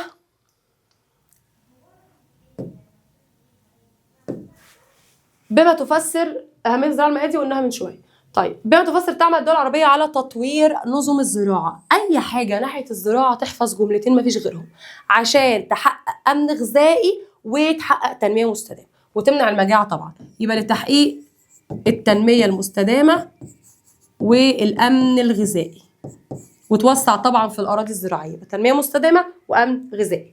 إيه أهمية وسائل النقل؟ النقل هتنقل إيه؟ هتنقل المنتجات لمناطق الاستهلاك. سهلة أهي. يبقى نقل المنتجات لمناطق الاستهلاك. حلو قوي. طب ايه الحشائش؟ الستبس بيربى عليها ماعز واغنام، ما تنساهاش، يربى عليها ماعز واغنام. طب تعال المحميات، السؤال ده مهم جدا ومليون في المية جاي لك. المحميات بتعمل ايه؟ مهمتها. طب هقول له ايه اهمية المحميات؟ اول حاجة بتحمي من الانقراض، ماشي. بتنشط السياحة، ماشي. بتعمل توازن بيئي، يبقى تنشيط السياحة. تاني هقول له ايه؟ تنشيط السياحة والتوازن بيئي. يبقى تاني هنا أهمية المحميات هقول له إيه؟ 3 نقط: تنشيط سياحة، وتوازن بيئي، و بتحمي الحيوانات من الانقراض. طيب تعالى بعدها. بيقول لي النتيجة على لما انتشر الإسلام في شبه الجزيرة عمل إيه؟ تحولت حياة شبه الجزيرة إلى الأفضل. يبقى أقول تحولت حياتهم للأفضل. جهر الرسول بالدعوة. خلي بالك من دي قوي. لما الرسول فكر انه يجهر بالدعوة، ايه اللي حصل؟ إيذاء قريش المسلمين. أذتهم، فكرت في إيذائهم على طول. يبقى إيذاء قريش. طب ايه النتيجة على إيذاء قريش المسلمين في بداية الدعوة؟ لما هي أذتهم، الرسول بسرعة فكر في ايه؟ في الهجرة. طب اكتب أنهي مثل هجرة؟ في 2. اكتب الاتنين يا باشا، مفيش مشكلة. اكتب الهجرة الأولى للحبشة والثانية إلى يثرب. نشر الرسول الدعوة بين الوفود والحجاج. هي ايه النتيجة لما هو نشر الدعوة بين الوفود؟ هل استجابوا ولا رفضوا؟ هقول له استجابوا. يبقى استجابوا للدعوة الإسلامية ودخلوا في الإسلام. استجابوا في الدعوة الإسلامية ودخلوا الإسلام. تعالى كده نكمل. بيقول لك تنوع. بص بقى معايا في السؤال ده كده، ركز معايا قوي قوي قوي. بما تفسر تنوع الأقاليم المناخية في الوطن العربي. هو المناخ في الوطن العربي متنوع ليه؟ اوعى تجري تكتب تنوع النبات والحيوان، لا. هو بيقول لك بما تفسر ليه؟ هقول له عشان الوطن العربي مساحته 13 مليون كيلو متر مربع. حلو. ايه تاني؟ قال لي عشان الوطن العربي بيمتد في اكتر من 40 دايرة عرض. يبقى امتداد الوطن العربي في اكتر من 40 دائرة عرض. اوعى تنسى السؤال ده، مهم جدا. طب تعال نشوف اللي بعده. تعرض الدول العربية لبعض مشكلات الجفاف. هي ليه بتتعرض لجفاف؟ جفاف نقص أمطار، يبقى هقول له بسبب نقص كمية الأمطار. هعرف على طول جفاف نقص أمطار. طب ليه الدول العربية بتتعرض للتصحر؟ قلت التصحر ده عندي حوالي 5 أسباب: زحف كثبان رملية، تناقص مياه جوفية، والرعي الجائر، وعندي كمان ايه؟ التوسع العمراني، وعندي إزالة الغابات، استخدام أسمدة مبيدات. اكتب اللي انت عايزه. يبقى زحف الكثبان الرملية، وقلنا عندي إزالة الغابات. اكتب حوالي 3 أو 4. مدام حافظ اكتب. مبايعة وفود من أهل يثرب للرسول في موسم الحج. النتيجة على إن وفود أهل يثرب بيعوا الرسول. بقت النتيجة هقول له نصروه وحموه وبيعوه، يعني مشوا ورا كلامه، ودخلوا في الإسلام وزاد عددهم في الإسلام، ونشروا هم الإسلام وخلوا ناس تدخل في الإسلام عن مين؟ عن طريقهم. يبقى أقول له إن هم نصروه لما هاجر لهم، وحموه وبايعوه ونشروا الإسلام. حلو كده؟ طيب بيقول لي هنا اشتداد إيذاء قريش للرسول. لما اشتد إيذائهم هاجر فين؟ هاجر، هقول له الهجرة الأولى للحبشة والتانية إلى يثرب. يبقى هذكر الأولى والتانية. مخالفة الرماة أوامر الرسول. النتيجة على إن الرماة خالفوا الأوامر هقول له هزيمتهم في غزوة أحد. يبقى الهزيمة. تمام؟ تعالى للي بعدها. بيقول لي هنا إشارة سلمان الفارسي بحفر خندق. هما لما أشار عليه سلمان الفارسي بحفر خندق، ايه اللي حصل؟ انتصرنا. حلو. يبقى هقول له هنا ايه بقى؟ عدم او المستحيل ان قريش كانت تهزم المسلمين. يبقى دي خلت ايه؟ عدم هزيمه قريش للمسلمين، ما قدروش يهزموهم فانتصروا. طب انتصار المسلمين في غزوة الخندق. لما انتصرنا ايه اللي حصل لما انتصر المسلمين في غزوة الخندق؟ هقول له انهزم مين؟ انهزم المشركين، ودخل ناس كتير في الاسلام، لان ده كانت حاجة ان الناس تدخل في الاسلام بسبب طبعا وقوف ربنا جنبهم وتوفيق ربنا. يبقى هقول له دخول كثير من المشركين في الاسلام وانتصار المسلمين ونشر طبعا الدعوة الاسلامية. النتيجة على صلح الحديبية. صلح الحديبية قلت لك أول ما يجي جملة عن صلح الحديبية هقول له كانت الدعوة العالمية للنشر الإسلام. طب نقد قريش صلح الحديبية. لما نقضوا الصلح إيه اللي حصل؟ خلى الرسول يجهز جيش يا باشا ويروح يفتح مين؟ يفتح مكة. يبقى جهز الرسول جيش لفتح مين؟ مكة. ولما يجي يقول لك فتحنا مكة بسبب نقض صلح الحديبية. عفى النبي عن أهل مكة. لما هو عفى عن أهل مكة كانت النتيجة كل الناس بدأت تدخل في الإسلام عشان عرفوا إيه؟ التسامح بتاعه، إن هو ما ردش الإساءة بالإساءة. يبقى دخول الناس أفواجا في الإسلام. طب تعالى اللي بعدها. الموقع الفلكي للوطن العربي. الموقع الفلكي عندي هنا الوطن العربي كانت إيه نتيجته؟ كان إيه نتيجته؟ إن تباين في درجات الحرارة، فخلى معظم أجزاء الوطن العربي صحراوي حار والأجزاء الشمالية معتدل. يبقى هنا هتكلم عن المناخ. تمام؟ طب التيارات البحرية الدفيئة. قلت دفيئة تدفي، الدافية تدفي، يبقى ارتفاع درجة الحرارة. طب ايه اللي يحصل لو الشمس اتعمدت على السرطان؟ قلت يحصل فصل الصيف. ماشي، ما هو ده كده كده اوتوماتيك جايبولي في السؤال، يبقى ما اكتبش دي بس. وحدوث جفاف ما عدا مرتفعات زي مرتفعات اليمن. يبقى هيحصل جفاف وهترفع درجة الحرارة، والجفاف هيبقى ما عدا مرتفعات اليمن. يبقى هقول له حدوث جفاف وارتفاع درجة الحرارة. النتيجة على تنوع الأقاليم. هي دي بقى يا باشا اللي انت تكتب فيها ايه؟ تنوع النبات والحيوان والمحاصيل الزراعية. لما اقول لك النتائج يبقى افهم السؤال كويس قوي. يبقى النبات هيتنوع والحيوان كمان والمحاصيل الزراعية. تعالى نكمل اللي بعده. بيقول لي هنا ايه اللي حصل؟ ارتداد بعض القبائل عن الإسلام. لما ارتدوا عن الإسلام ورجعوا ايه اللي حصل؟ قام بجيش أبو بكر عمل ايه؟ لصد حرب المرتدين. يبقى هقول له أبو بكر عمل جيش كبير لصد حرب المرتدين. استشهاد عدد كبير من حفظ القرآن الكريم. لما اللي كانوا حافظين القرآن توفوا، ايه اللي حصل؟ بدأ أبو بكر أمر أبو بكر مين يا شباب؟ زيد بن ثابت. ليه؟ عشان يجمع القرآن الكريم.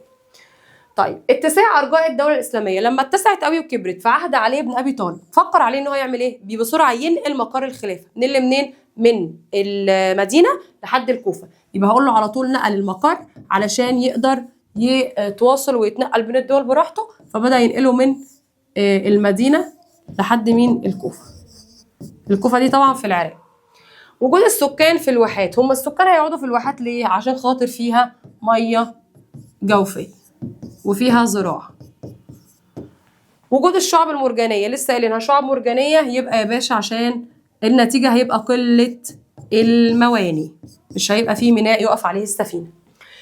طب التعرية الهوائية بالنسبة للوطن العربي، تعرية هوائية هتكون ايه؟ كثبان رملية. تعرية هوائية كثبان رملية، يبقى هتكون الكثبان الرملية. تعال بعدها. النتيجة على ان الاقليم الصحراوي بيشغل معظم الوطن العربي. اصبح الاقليم الاكثر الوطن العربي عامل ازاي؟ شديد الحرارة صيفا، شديد البرودة شتاء. هقول الاقليم الصحراوي حرارته عاملة ازاي بسهولة. شديد الحرارة صيفا والبرودة شتاء. النتيجة على ان الصومال اتعرضت لاكبر موجة جفاف في الوطن العربي. ايه اللي حصل؟ اول حاجة قل الاكل، ماشي، وبعدين اتعرضت للمجاعة. يبقى اقول له نقص الغذاء وتعرضها لمجاعة لأكثر من 1,000,000 شخص. النتيجة على رعي جائر للحيوانات في الوطن العربي. الرعي الجائر يعمل تصحر وانت مغمض، هقول له حدوث التصحر. طب النتيجة على النمو والتزايد السكاني. السكان عمالين يكتروا، فما دام كتروا يبقى هيشربوا ميه كتير، يبقى نقص الميه العذبة. حلو كده؟ تعالى نكمل اللي بعدها. بيقول لي هنا السؤال اللي بعده، مرور دايرة الاستواء بالجنوب. ما دام عندي الدايرة تحت ولا قريبة منها، يبقى حرارتي مرتفعة قوي، يبقى ارتفاع درجة الحرارة في الوطن العربي. ابعد تقل، اقرب ترتفع. برهن على، اديني دليل، اديني برهان. الوطن العربي ليه اهميه ثقافيه وحضاريه. باشا عادي خالص، الحضارات اللي عندي اللي هو حضاره مصريه قديمه، حضاره بلاد العراق، وجود ثقافه مشتركه. يبقى انا هقول له عندي ايه؟ الحضارات اللي عندي اللي موجوده. تعال كده نشوف اللي بعدها. بيقول لي الوطن العربي مكانه دينيه مهمه. المكانه الدينيه في الوطن العربي هنا اللي ايه؟ هقول الاماكن اللي انا بزورها وهقول الديانات اللي عندي. يبقى اقول له مهد للديانات الثلاثه اللي هو مسيحيه اسلاميه يهوديه، وعندي كمان الاماكن اللي انا بزورها اللي هو المسجد الحرام في السعوديه، والاقصى في فلسطين، وكنيسه القيامه برضو في فلسطين، وعندي الجامع الازهر في مصر. الوطن العربي بيتمتع بموقع جغرافي متميز. هشرح الوطن العربي حواليه ايه، زي ما توصف لي هو مكان الصيدليه دي فين، بقعد اوصف لك اللي حواليه. فانت هنا هتقول لي الموقع الجغرافي ده يا باشا موجود فين؟ في وسط قارات العالم القديم. ماشي. ايه تاني؟ هقول له يحد من الشمال بحر متوسط وجبال طروس، من الجنوب عندي صحراء كبرى وعندي محيط هندي، عندي من الشرق عندي خليج عربي، خليج عمان، عندي من الغرب محيط اطلنطي. يبقى هشرح له. يتحكم الوطن العربي في العديد من الممرات. ما دام هو بيتحكم في ممرات يبقى عنده تجاره، يبقى عنده اهميه اقتصاديه. طيب بس هنا بيقول لك الدليل على انه عنده ممرات. هقول له الدليل عندي هنا ان انا عندي 4 اللي هم مضيق باب المندب وجبل طارق وهرمز. تمام كده؟ تعالى اللي بعدها. اختلفت اللغات التي يتحدثها سكان الوطن العربي. ايه الدليل على اني عندي الوطن العربي اللغات بتاعتها؟ لا، بيقول لي هنا ماذا يحدث اذا. ده السؤال بتاع ماذا يحدث اذا. لو اختلفت اللغات هقول له لم تجمعها ثقافة مشتركة. طيب، ولا لغة واحدة ولا تاريخ واحد. طب لم يتحكم الوطن العربي في ممرات ما. لو ما عندوش ممرات يبقى مش هيبقى عنده تجارة، مش هيبقى عنده ايه تاني؟ مش هيبقى عنده أهمية اقتصادية. طب لم يقم أهل مكة برحلة الشتاء والصيف. مش هتكون مكة مشهورة تجاريا، يبقى لم تكن. انفي العبارات على طول، مش هتكون مكة مشهورة تجاريا. طب لو كان ملك الحبشة ظالم هقول له ما كانش الرسول أمر بالهجرة إلى الحبشة، يبقى لم يأمر الرسول بالهجرة للحبشة. لو التزم الرماة بأوامر النبي، لو كانوا سمعوا كلامه وما نزلوش من على الجبل، كان إيه اللي حصل؟ هقول لم يتم الهزيمة وكانوا انتصروا في الغزو. ماذا يحدث إذا لم؟ هتقلب الأسئلة على طول، ما فيهاش أي مشكلة. طب لم تنقض قريش العهد. هي عشان نقضت العهد أنا عملت إيه؟ فتحت مكة. طب لو ما نقضتش يبقى انا ما كنتش هفتح مكه، يبقى اقول له لم يتم فتح مكه. طب لم يكن المسلمين بحفر الخندق، لو ما حفرناش خندق كبير كان ايه اللي هيحصل؟ كنا هنتهزم، يبقى هزيمه المسلمين في غزوه الخندق. طيب تعالى هنا بيقول لي بتتشابه القيم الاجتماعيه، اديني دليل ان القيم الاجتماعيه عندي مشهوره في الوطن العربي. متشابهه ازاي؟ هقول له عشان الوطن العربي عنده لغه وتاريخ وثقافه، ومتشابه في العادات والتقاليد اللي هي الايه؟ الحسنه. يبقى متشابه في العادات والتقاليد. طب تسعى الدول العربيه عشان تحسن ظروفها الحاليه دلوقتي؟ الدوله بتهتم بحاجتين، بالصحه والتعليم. هقول له عشان بتهتم الدوله بالصحه والتعليم. طب خلي بالك من السؤال ده مهم جدا.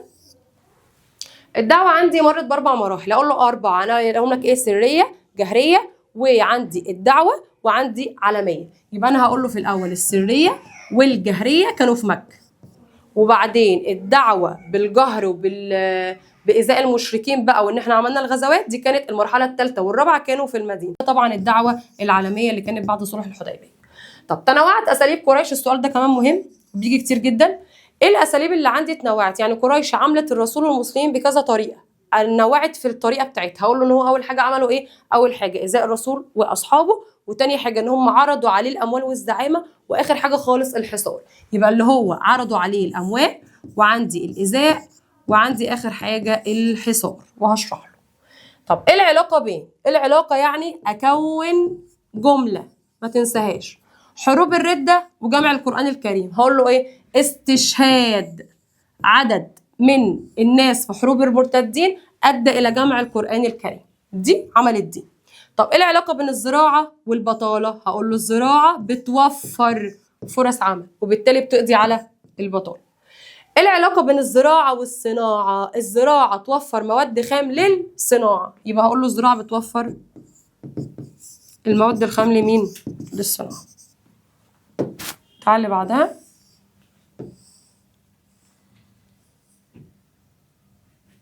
بيقول لي هنا ايه العلاقه بين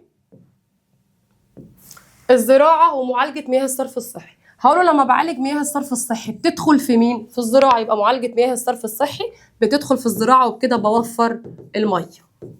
طب ايه العلاقه بين الفوسفات والزراعه؟ وقلت لك السؤال ده مهم جدا. ليه؟ عشان الفوسفات بيعمل ايه؟ بيدخل في الاسمده الكيميائيه والمبيدات الحشريه اللي انا بحتاجهم لمين اصلا؟ للزراعه. تعالى في اللي بعدها كده معايا بسرعه. بيقول لي ايه العلاقه بين الصناعه الخضراء والبيئه؟ هقول له هنا ان انا عندي الصناعه الخضراء بتعمل ايه؟ بتحافظ على البيئه من التلوث، او بتقلل تلوث البيئه، عشان الاشجار بتمتص ثاني اكسيد الكربون وبتديني اكسجين. طب ايه النتيجه على وجود العديد من الاماكن المقدسه؟ ايه النتيجه على ان في اماكن كتيره مقدسه؟ اصبح للوطن العربي اهميه دينيه. برافو. طب يعني ايه سياحه رياضيه؟ سياحه رياضيه يبقى انا راح احضر حاجه، احضر ايه؟ يا مؤتمر لكره اليد يا كره القدم، يبقى هقول له حضور مؤتمرات رياضيه، يا يد يا قدم. وقلت القدم قاف مع قاف قطر، واليد في مصر. حدد 2 من مواقع السياحه الثقافيه، اي مكانين ممكن اروح ازورهم؟ تدمر في سوريا، القيروان في تونس، بابل في العراق. قول اللي انت عايزه. يبقى القيروان في تونس، وبابل في العراق، وعندك تدمر في سوريا، وآثار تمجاد في الجزائر، ومروة في السودان. قول اللي انت عايزه. حدد جهود الدول العربية في دعم السياحة المستدامة. عشان أدعم السياحة المستدامة خلي بالك قوي من دور الدول، بيجي كتير في أي حاجة بقى. يعني في كل درس لو لقيت دور الدول ركز عليه كويس قوي. دور الدول عندي في السياحة، عشان أخلي السياحة على طول شغالة أعمل إيه؟ قال لي عندي عشان أخلي السياحة شغالة أأهل العاملين على معاملة السياحة معاملة كويسة، وارفع جودة الخدمات السياحية، اعمل لهم معاملة كويسة عشان يجوا لي تاني، وانوع طبعا في الآثار، واظبط الفنادق واكترها، واظبط المواصلات. يبقى انا هقول له هنا ايه؟ تأهيل العاملين في المجال السياحي، وعندي رفع جودة المنتج. طب ايه النتيجة على ان في مية جوفية في الواحات؟ هقول له قيام حرفة الزراعة. بالظبط كده. طب اديني دليل. هو في تنوع في المحاصيل الزراعية؟ ايه الدليل؟ عشان عندي كذا محاصيل، عندي حبوب زي القمح والذرة، عندي محاصيل سكرية زي قصب السكر والبنجر، عندي ألياف زي قطن والكتان. تمام؟ ايه النتيجة على تنوع المناخ؟ لما المناخ يتنوع اوتوماتيك اقول له تنوع المحاصيل الزراعية. طب دلل تتعدد موارد المية. هي موارد المية كتيرة؟ عندي أمطار، عندي أنهار، عندي مياه جوفية. وطبعا هشرح أمطار في السواحل الشمالية، ميه جوفيه في الواحات في الصحراء، انهار زي نهر النيل في مصر والسودان، ودجله والفرات في العراق.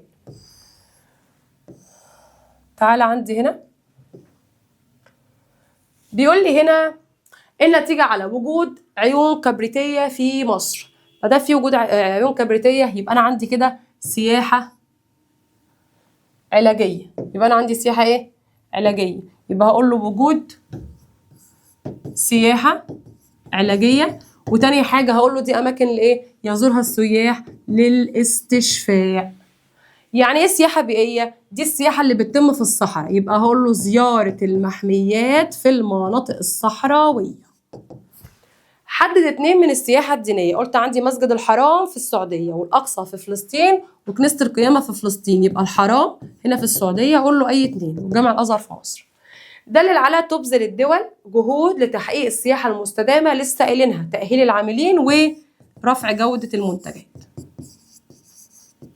النتيجة على وجود مراكز تجارية. ما دام مراكز تجارية يبقى الأسواق انتشرت زي الإمارات والكويت والبحرين.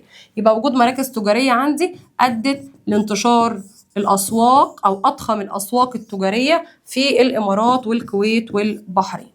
طب يعني إيه سياحة ترفيهية؟ يعني أنا رايحة أترفه، أزور إيه بقى؟ هقول له زيارة الشواطئ والرحلات النيلية. لازم أعرف كل سياحة هدفها إيه.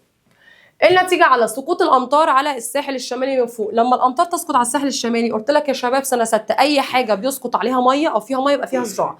يبقى أقول له قيام الزراعة في الساحل الشمالي. طب دليلي على الزراعة بتواجه مجموعة من المشكلات. عندي 5: تصحر، جفاف، ندرة مية عذبة، زحف جثمان رملية أو زحف الرمال. يبقى أقول له ندرة المية والجفاف والتصحر. سؤال زي ده ما ينفعش أكتب فيه نقطة واحدة، اكتبهم كلهم. يعني ايه صناعة تحويلية؟ تحويلية، اخد يا باشا كلمة تحويل كده، تحويل المواد الخام لمنتجات. تمام؟ طب أهمية معدن الحديد. الحديد بستخدمه في ايه؟ اقول له كباري ومنشآت والصناعات الثقيلة. يبقى الكباري والمنشآت والصناعات الثقيلة. دلل على، اديني دليل. الوطن العربي فيه ثروات معدنية متنوعة. عندي معادن كتيرة. زي اكتب له المعادن بقى كلها، انت واخد كذا معدن. عندي الفوسفات، ممكن اقول له بجيبه من المغرب. عندي الحديد في موريتانيا.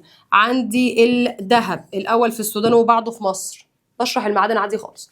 طب قارن بين الحديد والذهب من حيث أولى الدول. الحديد هقول له موريتانيا، إنما الذهب السودان. طب تعالى اللي بعدها.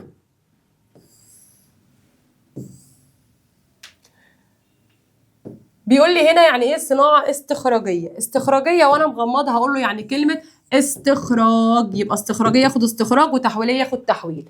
استخراجية استخراج ايه؟ المعادن ومصادر الطاقة من باطن الارض. وضح أهمية معدن الفوسفات. قلت الفوسفات أسمدة كيميائية مبيدات حشرية. يبقى الأسمدة والمبيدات. بيقول لي هنا حدد 2 من مواقع السياحة العلاجية. قلت 1 سيوة في مصر، وعين معين في الأردن. يبقى 1 سيوة في مصر، وعين معين في الأردن. خلي بالي قوي من الدول يا سنة 6 واحدة واحدة. طيب دلل على بيتوسع وطننا العربي في إنتاج الطاقة المتجددة. يعني إيه الدليل على إن الوطن العربي بيستخدم طاقة متجددة؟ يا باشا حط الطاقة المتجددة عادي، اللي هي إيه؟ طاقة كهرومائية، وإيه تاني؟ ورياح، وإيه تاني؟ وشمس، وايه تاني؟ وهيدروجين اخضر. حط كل الحاجات اللي انا ممكن اقدر اكون بحافظ بيها على البيئه بتاعتي. قارن بين الحديد والفوسفات من حيث اولى الدول. هقول له الحديد لسه قايلينها موريتانيا، والفوسفات المغرب. طب يعني ايه صناعه خضراء؟ السؤال ده مهم وبيجي كتير. يعني الاستخدام الامثل، يعني الجيد او للموارد والحفاظ على البيئه من التلوث. يبقى اقول له الاستخدام الامثل للموارد بتاعتي والحفاظ على البيئه من التلوث. العلاقه بين الهيدروجين الاخضر والصناعه. هقول له الهيدروجين الاخضر بيعمل ايه؟ بيقلل التلوث من الصناعه او بيحافظ على البيئه. يبقى هقول له الهيدروجين الاخضر بيقلل من التلوث وبيقلل من التاثير السلبي للصناعه على البيئه. دلل على بيعاني الوطن العربي من مشكلات كثيره جدا في التعدين والصناعه. ايه المشكلات عندي؟ ان انا ممكن اعتمد على استيراد الالات، ان انا ممكن اعتمد على الصناعه الاستخراجيه، ان انا ممكن ما استخدمش تكنولوجيا حديثه، ان انا ممكن استخدم مصادر طاقه غير متجدده. اكتب يا باشا اي 2. يبقى اقول له هنا ان انا بستورد الالات. اديني دليل، يعني اثبتي الكلام بتاعه اللي هو بيقوله ده. استيراد الالات، وتاني حاجه ان انا بستخدم صناعه استخراجيه. طب دلل على صحة العبارة. المحميات بتتعرض لتهديدات بشرية، أيوة، زي الرعي الجائر والصيد الجائر والتلوث البيئي. قارن بين الإقليم المداري والمتوسط. بص، أول ما يجيلك الأقاليم متتعبش خالص. إقليم مداري ومتوسط، قلت المداري ده مجنون، حار ممطر صيفا ومعتدل جاف في الشتاء. طب اقلبي الكلام في المتوسط، حار جاف صيفا معتدل ممطر شتاء. يبقى البحر المتوسط هو عكس المداري، والمتوسط في الشمال والمداري في الجنوب. دلل على اهتمام دول الوطن العربي بالحفاظ على النبات الطبيعي والحيوانات. هتحميهم ازاي؟ بإنشاء محميات، بس كده مفيش أي مشكلة. طب اديني دليل الوطن العربي بيعاني من التصحر. قلنا ايه الدليل؟ قلنا ان انا عندي زحف كثبان رمليه، عندي نقص ميه جوفيه، ازاله الغابات، استخدام اسمده مبيدات، والتوسع العمراني، ورعي جائر للحيوانات. عندك حوالي 5 قولهم، يبقى عندي هنا الرعي الجائر. طب تعالى اللي بعده كده، بيقول لي ما النتائج على سقوط الامطار الشتويه على اقليم البحر المتوسط. هقول له ايه؟ هيبقى فيه زراعه. طب هزرع ايه؟ هزرع الزيتون والرز والصنوبر، وهيربى عليها ماعز واغنام، وهيبقى كمان في حشائش الاستبس.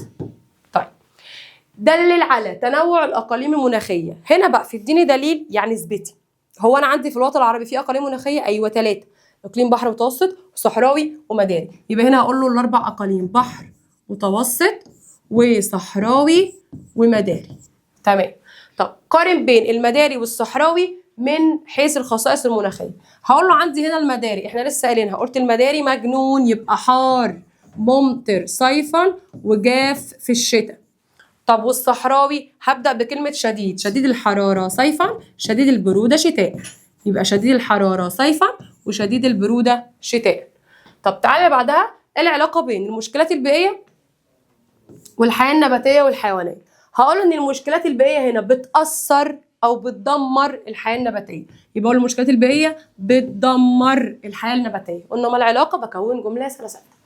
اديني دليل المشكلات البيئية بتمثل خطورة على الوطن العربي. ايه الدليل على كده؟ خطورة على الوطن العربي بتعمل كذا حاجة، بتهدد صحة الإنسان، وبتدمر الحياة النباتية، وبتعمل ايه كمان؟ بتعوق المشروعات.